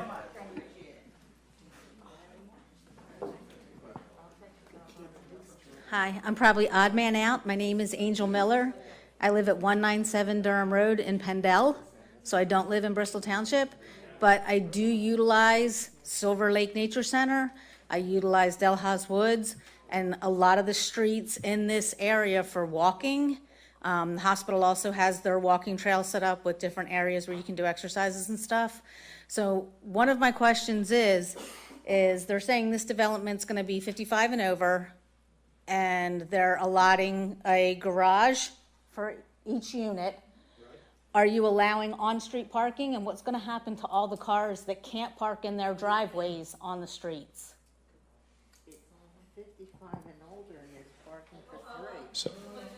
So we have, each unit has a 2-car garage, and they'll have, I believe, 2-car spaces in the driveway as well. There are some areas for guest parking shown on the plan. We'll work through that with township staff and Township Planning Commission and council through land development to talk about what's necessary for a development of this size and work together to figure it out. Okay, because it's great to say you have 2-car garage parking, but I guarantee you, half of the people in the world that have garages cannot fit their cars in their garage. Sure. It's true.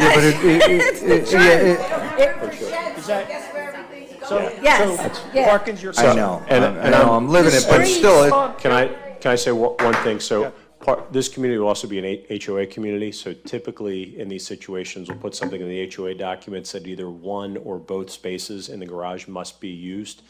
We don't know what that'll be, but that'll be part of our discussion. Yeah, And I'm not trying to really argue with you, but like, the streets are narrow, and if you have a car on one side of the street and a car on another side of the street, you can't fit any safety vehicles through there. No fire trucks, no ambulances, no nothing. The But, streets ma'am, are very that's- narrow. The prints come in, I mean, this is just a sketch plan. I The prints come in, understand that. Ma'am, way. But Planning I'm Commission. listening to you guys, and you're saying like, this is gonna be great. It's No, like, I'm not you've saying already, that. I you didn't. did. You said What this, did- I said this will be because great. they're gonna help with the storm. That's correct. That's where it will be So great. you're looking at this as, this is gonna be something they can help with, and That's like, correct. it's a great thing. That is correct, but way beyond Planning Commission, Bucks County Planning Commission, Schroeder Engineering, all that gets scrubbed. Schroeder engineering. Congratulations. Congratulations, you just got a raise. So there's way beyond that, and we get a chance to look at it. Okay. Then Yeah, but just- I also want to say this, regardless of if the garage is filled with the guy's hobby, he still has 2 spaces in the driveway. It's a different animal, and it is a 55 and older community. I understand. So I know at my house with my kids, there was a time that I thought I was running a used car lot, Yep. I get it. And I know this is only anecdotal, but if you do look at some of the existing 55 and older communities and so forth, they don't have 4 cars. No, but they're still going to have kids visiting them. I pray that their kids still visited them. Yeah. As they age, they're going to have aides that are going to have to come to the house and park. That's right. And do things. And I just was Yeah. wanting to make sure that there's going to be like ample visitor parking. And I understand with HOAs, if you break a rule, you get a fine, but some people just pay the fine or they just don't do anything and things don't really happen. Duly noted. Okay, just maybe one or two other things. I was asking, can you bring the variances that you're Sure. trying Sure. to Thank get? you, Thank Randy. you. And then you were talking about, no, you're not in my way, you're okay. You were talking about stormwater post and pre and different things. And you said that there were variances that are in place to prevent certain things or Stormwater management ordinances. So none of that has to do with them applying for a variance for any of that? Nope. Okay. That's it then. I have a question, I'm sorry, I don't want to. No, that's okay, I'm done. Thank you. So there was a question, you said, right, there was a question about whether or not. So this wonderful woman, right, exactly, she asked about the housing. She asked, Ms. Gilbert asked, was it senior housing, and it was no, it was 2 single-family dwelling. But it's 55 and over. We are only selling 55 and older. All right, I thought that the answer to what she asked said no, it was not, so. Detected dwellings are different, it's not the same community that is presented as the other 3, but this is still Yeah, no, Ms. Gilbert asked a question, and he said, no, it's a single-family dwelling, so then, because she asked, was there provision for 55 and older, because she explained about her neighbor who's in a big home, and it would be able to move an elderly, so I thought you said no. Oh, I apologize.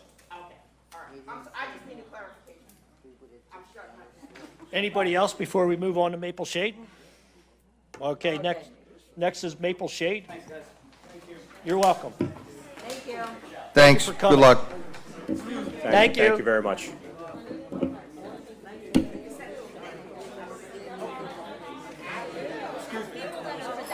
Is there any way to see that map real quick one more time? Yeah, just like the. Can you put this slide 2 back on?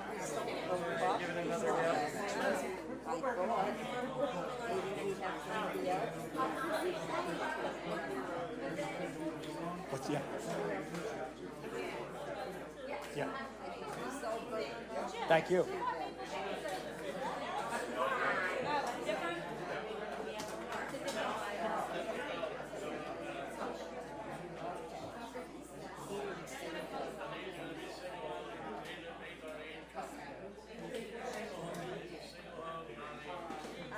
I bet you are too, buddy. It's not a, well, that won't matter, because it's not that big, so it's only what, 6 or 7.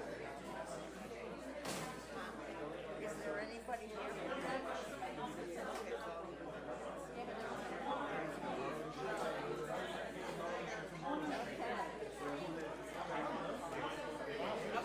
Going.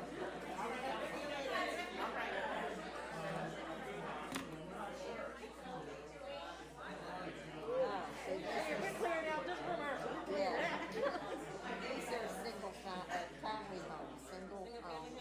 That's what I like, single family homes. That's what I like. Small plot, so that's why. No, what I meant was, this is a small plot, so they're not gonna do that. Mr. Tovine. Good evening. Good evening. I think, yeah, I think why we're don't still we waiting for. Wait a minute, Mr. Tovine. Okay, I will. Joe, he's moving kind of slow.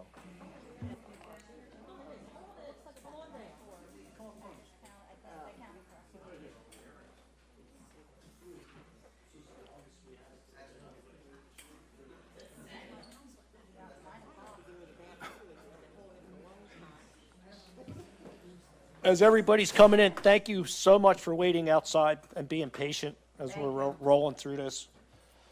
And thank you for having us this evening. I'm Alan Toadvine from Begley, Carlin, Mandio, representing Maple Shade Development. This is a proposed 24-lot residential subdivision on the old Maple Shade Elementary School property. As you're aware, we've already filed a petition to have the property rezoned from R1 to R2. And the area, I can't, it's kind of, is it blurry or is it my glasses? It is small. Okay. So this area here, oh, Right to the, right there. Dumac, he's the engineer. so this area here and the area over here is already zoned R2. Right. And the two properties that are existing, residential properties, are more in line with R2 than R1 zoning. They pre-exist, obviously, are non-conforming properties. The biggest plus that we believe will be realized from developing this property is that right now you have approximately 42% of impervious coverage on this site. And to the best of our knowledge, there are no stormwater management controls on the site as it exists now. Obviously, if we're permitted to develop the property in accordance with this plan, we would have to capture the stormwater and hold it on site so that you would realize probably an 87 or 86% improvement for your average storm that exists. And I believe all the way up to a 100-year storm, the improvement would be somewhere in the neighborhood of 35%, 32%. So by developing the property, obviously the advantages of the stormwater management provisions that would be installed, the basin, another basin up here, piping everything off-site, would be, a huge advantage not only to the township, but to all the neighbors in the immediate vicinity of the property. It's pretty straightforward. I don't want to belabor the plan. I don't know if you have any questions for our engineer or for the owner of the property. Brian Brzezinski is the managing member of Maple Shade Development, and Heath Dumac is our engineer. So if there's any questions for either Mr. Brzezinski or Mr. I think Dumac. it might be important to just describe changing it from R1 to R2, what that means, what's the impact? What's the impact?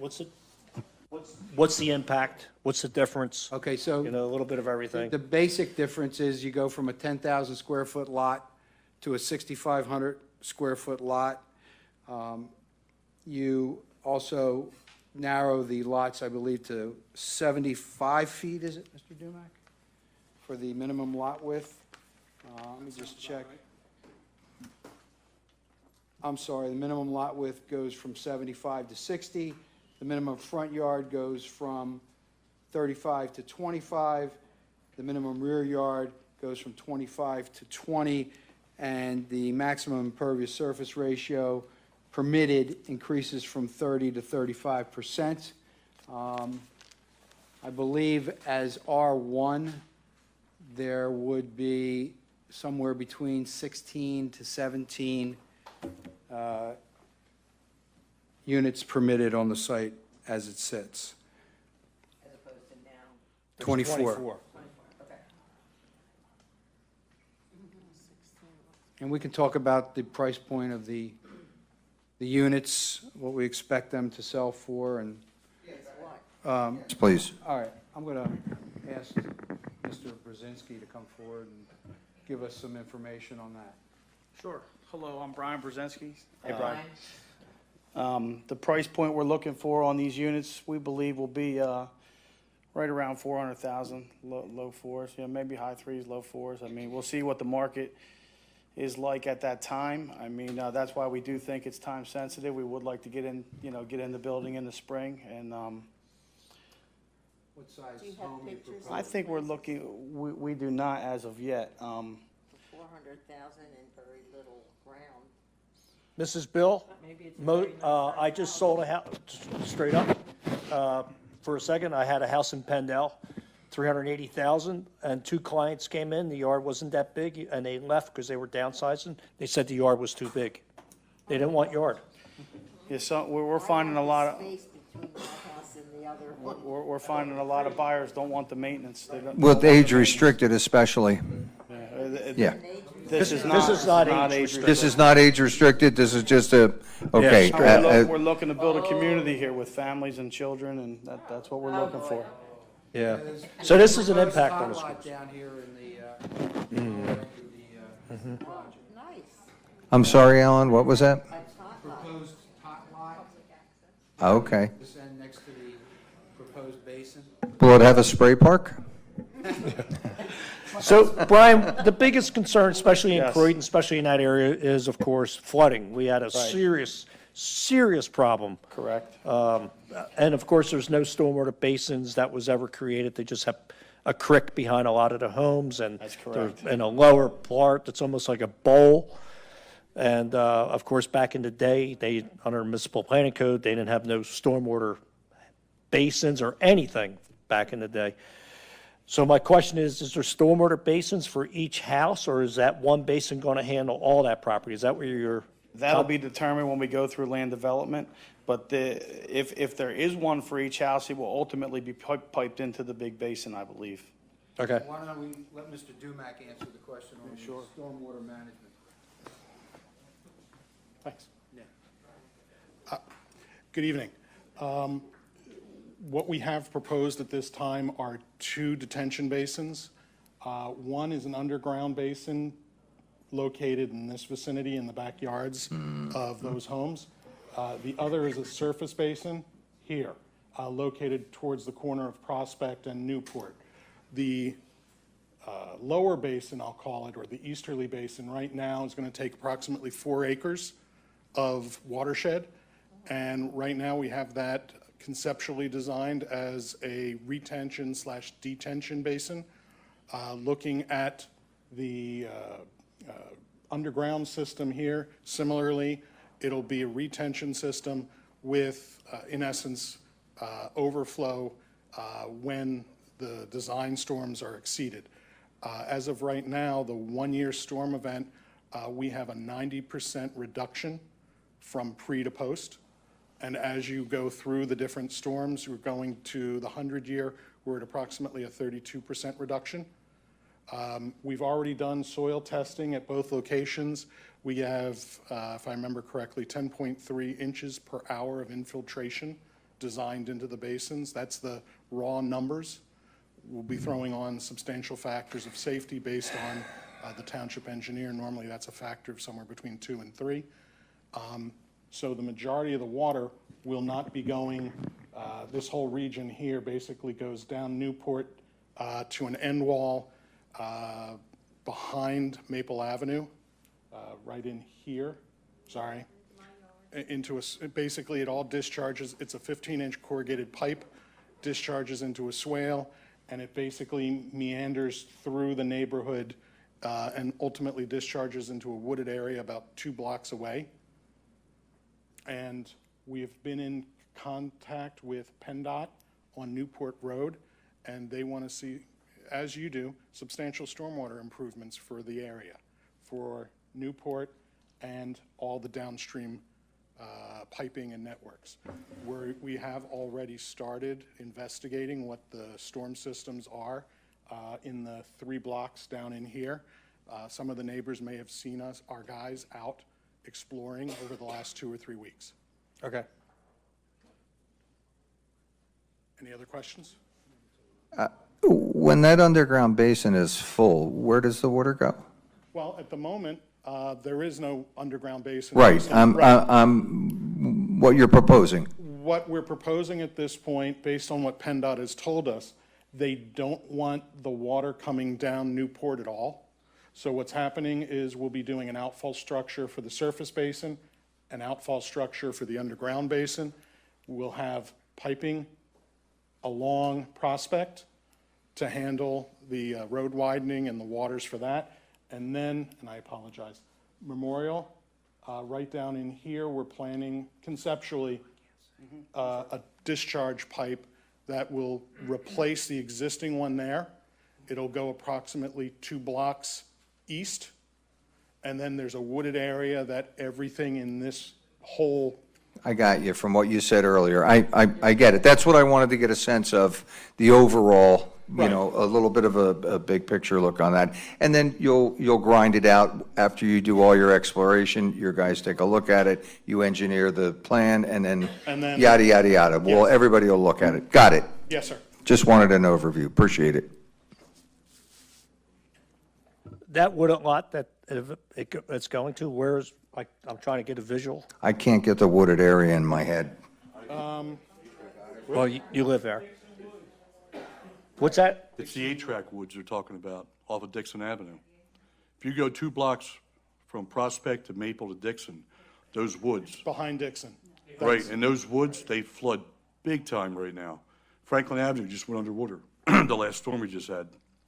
Right now, based, And that also goes all the way down to Spencer Drive, all the way down into the acres, right which now, all flooded.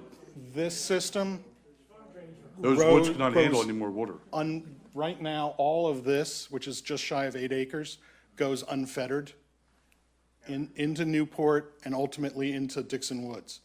What we're trying to do is restrict and hold the water, not to delay it, but to hold it onto our site and allow it to infiltrate into the groundwater. That's the BMP standards that we're trying to implement. And then the overflow scenario on where is it going to go? Yeah, there's some work to be done here. Yes, We'll sir. see. Yeah, we got it. Absolutely. Yeah. Any other? Sure. With the infiltration we have, Thank you. we should be able to maintain what we're looking for. Thank you.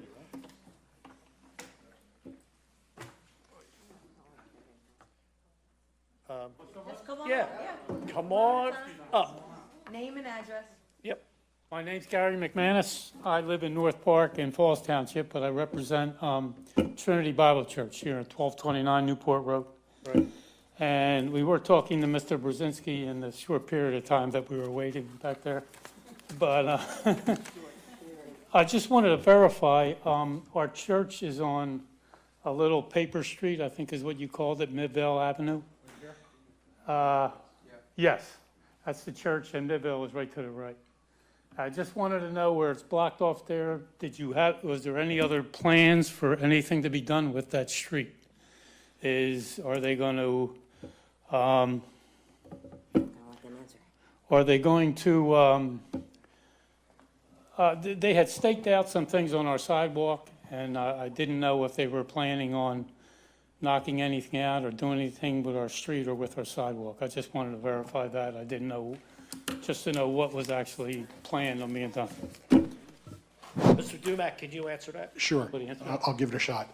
The stakeout points that you saw were basically just baseline so that we could get an accurate representation of what was actually on the site at the time of our survey. There's nothing proposed at this point. We have 2 different options potentially on the table. One is to allow the street to run straight through. The other would be to put some type of knockdown bollard in right in here. Option 3, buffer the heck out of this, and at a later date, figure out what we would be doing with it, with the connection. It's open and we use it to side and park our cars. Correct. You have a parking, yep. Another house, Steve, on the other side. Mm-hmm. Yep. And just were curious if you were planning on doing anything. At this point, no. Nothing at all. No.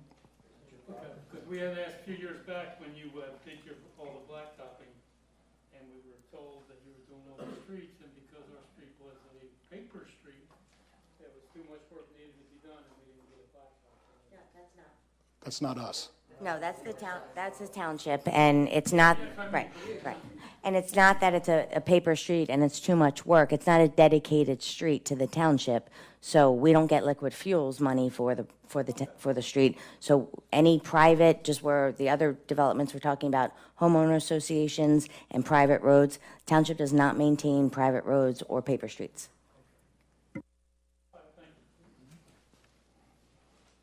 Anybody else? I'm all up. Hi, I'm Angie Deering. I'm at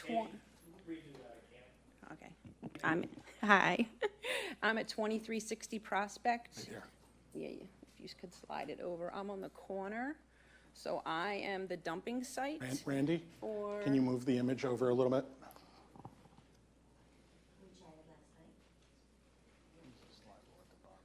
If you could. Oh, there you go. It's good enough. It's basically, you're right in here. Yeah, I'm on the right? corner. Yep. So I am where it all dumps from the storm drains from Newport. Yeah. So we did speak in length about their stormwater management and what their plans were.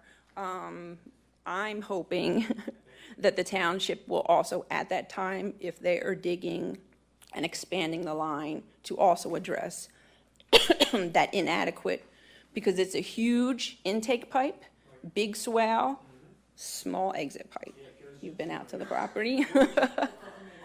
It doesn't make sense. I got, 15. yeah. So the last storm, I got 4 feet of water. 4 feet. Yes. Mhm. It became, yeah, above ground. Yeah, me either. So-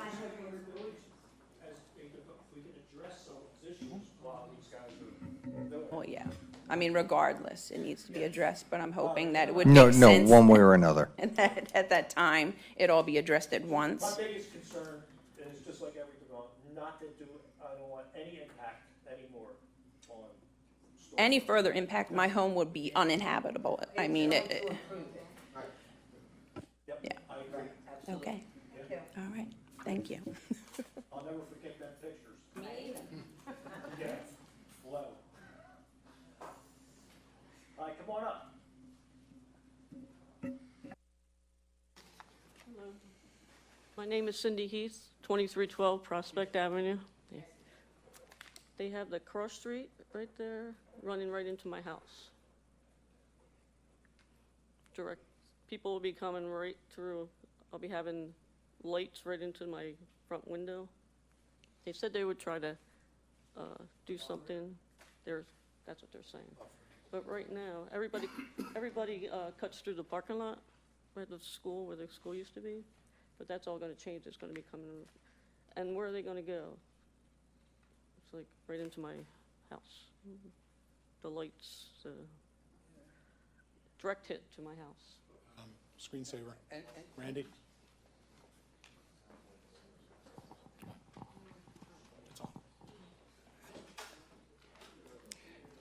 So I explained to Ms. Hughes that this is just a sketch plan, and we don't know ultimately where the township would want roads, where PennDOT is going to suggest roads, so it's still a work in progress. As your work in progress, you will, whatever happens, you got to think about that woman's issue. Yes, sir. Okay.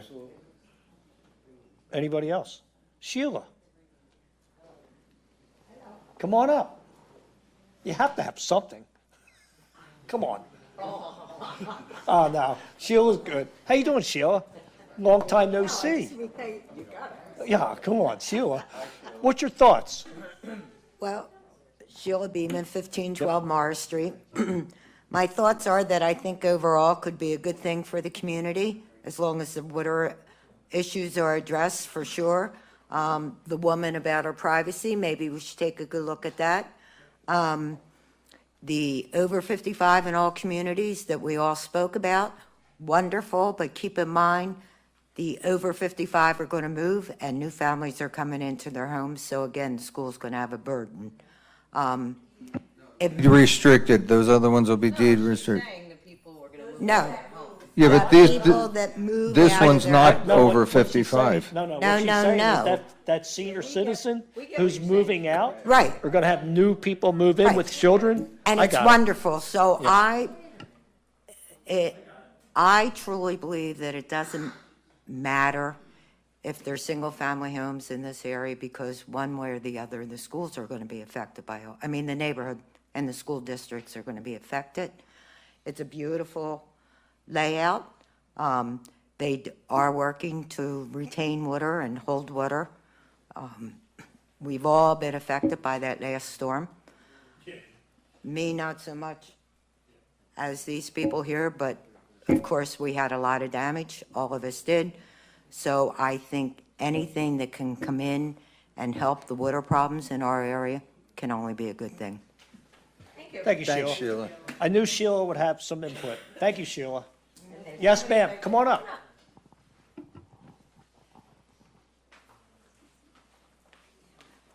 Hello.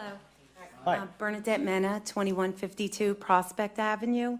My house is directly at the end of the other street, which will be the only way out, in and out. Okay. But my main concern is Fennells live right next door to me, and we share a driveway. So it looks like where the street is going to go through, it's going to be like both our driveways will have to back into that street. Like we're the only house, I believe, on Prospect that shares a driveway. So that's just, a Okay. concern for me that we would both Guys have got to that? back out. We'll take a into look that. at it. Okay? Okay. All right, thank you, I appreciate it. All right. Thanks. Thank you.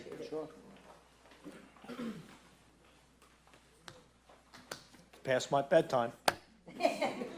My name's Wade Gales. I live at 1754 Prospect. My daughter lives at 2144, and I've lived there for 64 years. And that last storm that we had, I've never Well, it's 10 inches seen in it. 3 Right. hours. That's what I'm saying. But I'm Yeah. saying, me and some neighbors were unclogging the drains Right. that were there at Franklin and Prospect, because that never flooded. But that undeveloped area there from Jennings' house to Newport Village, that's Okay. like a swamp. Because after we got done there, that ran for 45 minutes down there to the drain. I mean, that undeveloped area there, that's just, when Puglia's had the field, that was like a lake in the summertime when it rained. But that area that's not developed, that there, I tell you, it poured for 45 minutes after we clogged the drains. Yeah. And that's I one of appreciate the you problems. doing there. that. They were, Yeah, they were and I know the dropped off drains at my house downstream were clogged. 2 weeks ago. Because we could only get 2 unclogged, the other ones didn't, until finally somebody one, else. one of the things we're working on, we knew we had a problem and there was a backlog with drains. One thing I didn't know, being still learning everything, every day I learn here, we have 4,000 storm water drains. And it's on our radar that we need to start maintaining them. Yeah. And we talked about, we have 15 public works. There's no way, I just said, there's no way 15 guys can cut grass, fix roads, Right. trees, snow plow, and then do 4,000 storm drains. So one of our conversations, we're gonna have to outsource that. And we're gonna have to maintain them every year. I had no idea we have 4,000. What's that? Yeah, thank Yeah. you. 'Cause Thank you like I for s- clarifying that, Randy. Like I said, Yeah, 64 we're years, on I've it. never We got seen a problems. And flood like not that. only that, but our storm drains, they're 50, 60 years old. Yeah. And they're done. They Well, need to be Prospect, where I replaced. live, they put new storm drains in there when they did Newport Village, Good. you know. So we But- got a and lot. that's the only one that was flowing. We- The other 3 A aren't. little history with the a meeting last week with, we have, we're mandated to map every storm drain. It's got to go to map it from a satellite point.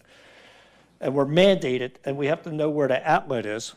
And then we have to take samples. That's coming, where we have to sample it. So the upside of all that, even though it's mandated, we're going to have a map of every storm drain, where it's at. And we're going to start hammering down. That's our game plan. Good. Yeah. Yeah. Yeah. It's a fairly costly operation. Yeah, we got to get it as we go. Yeah, I know. Anybody else want to talk about the? For or against? Yeah.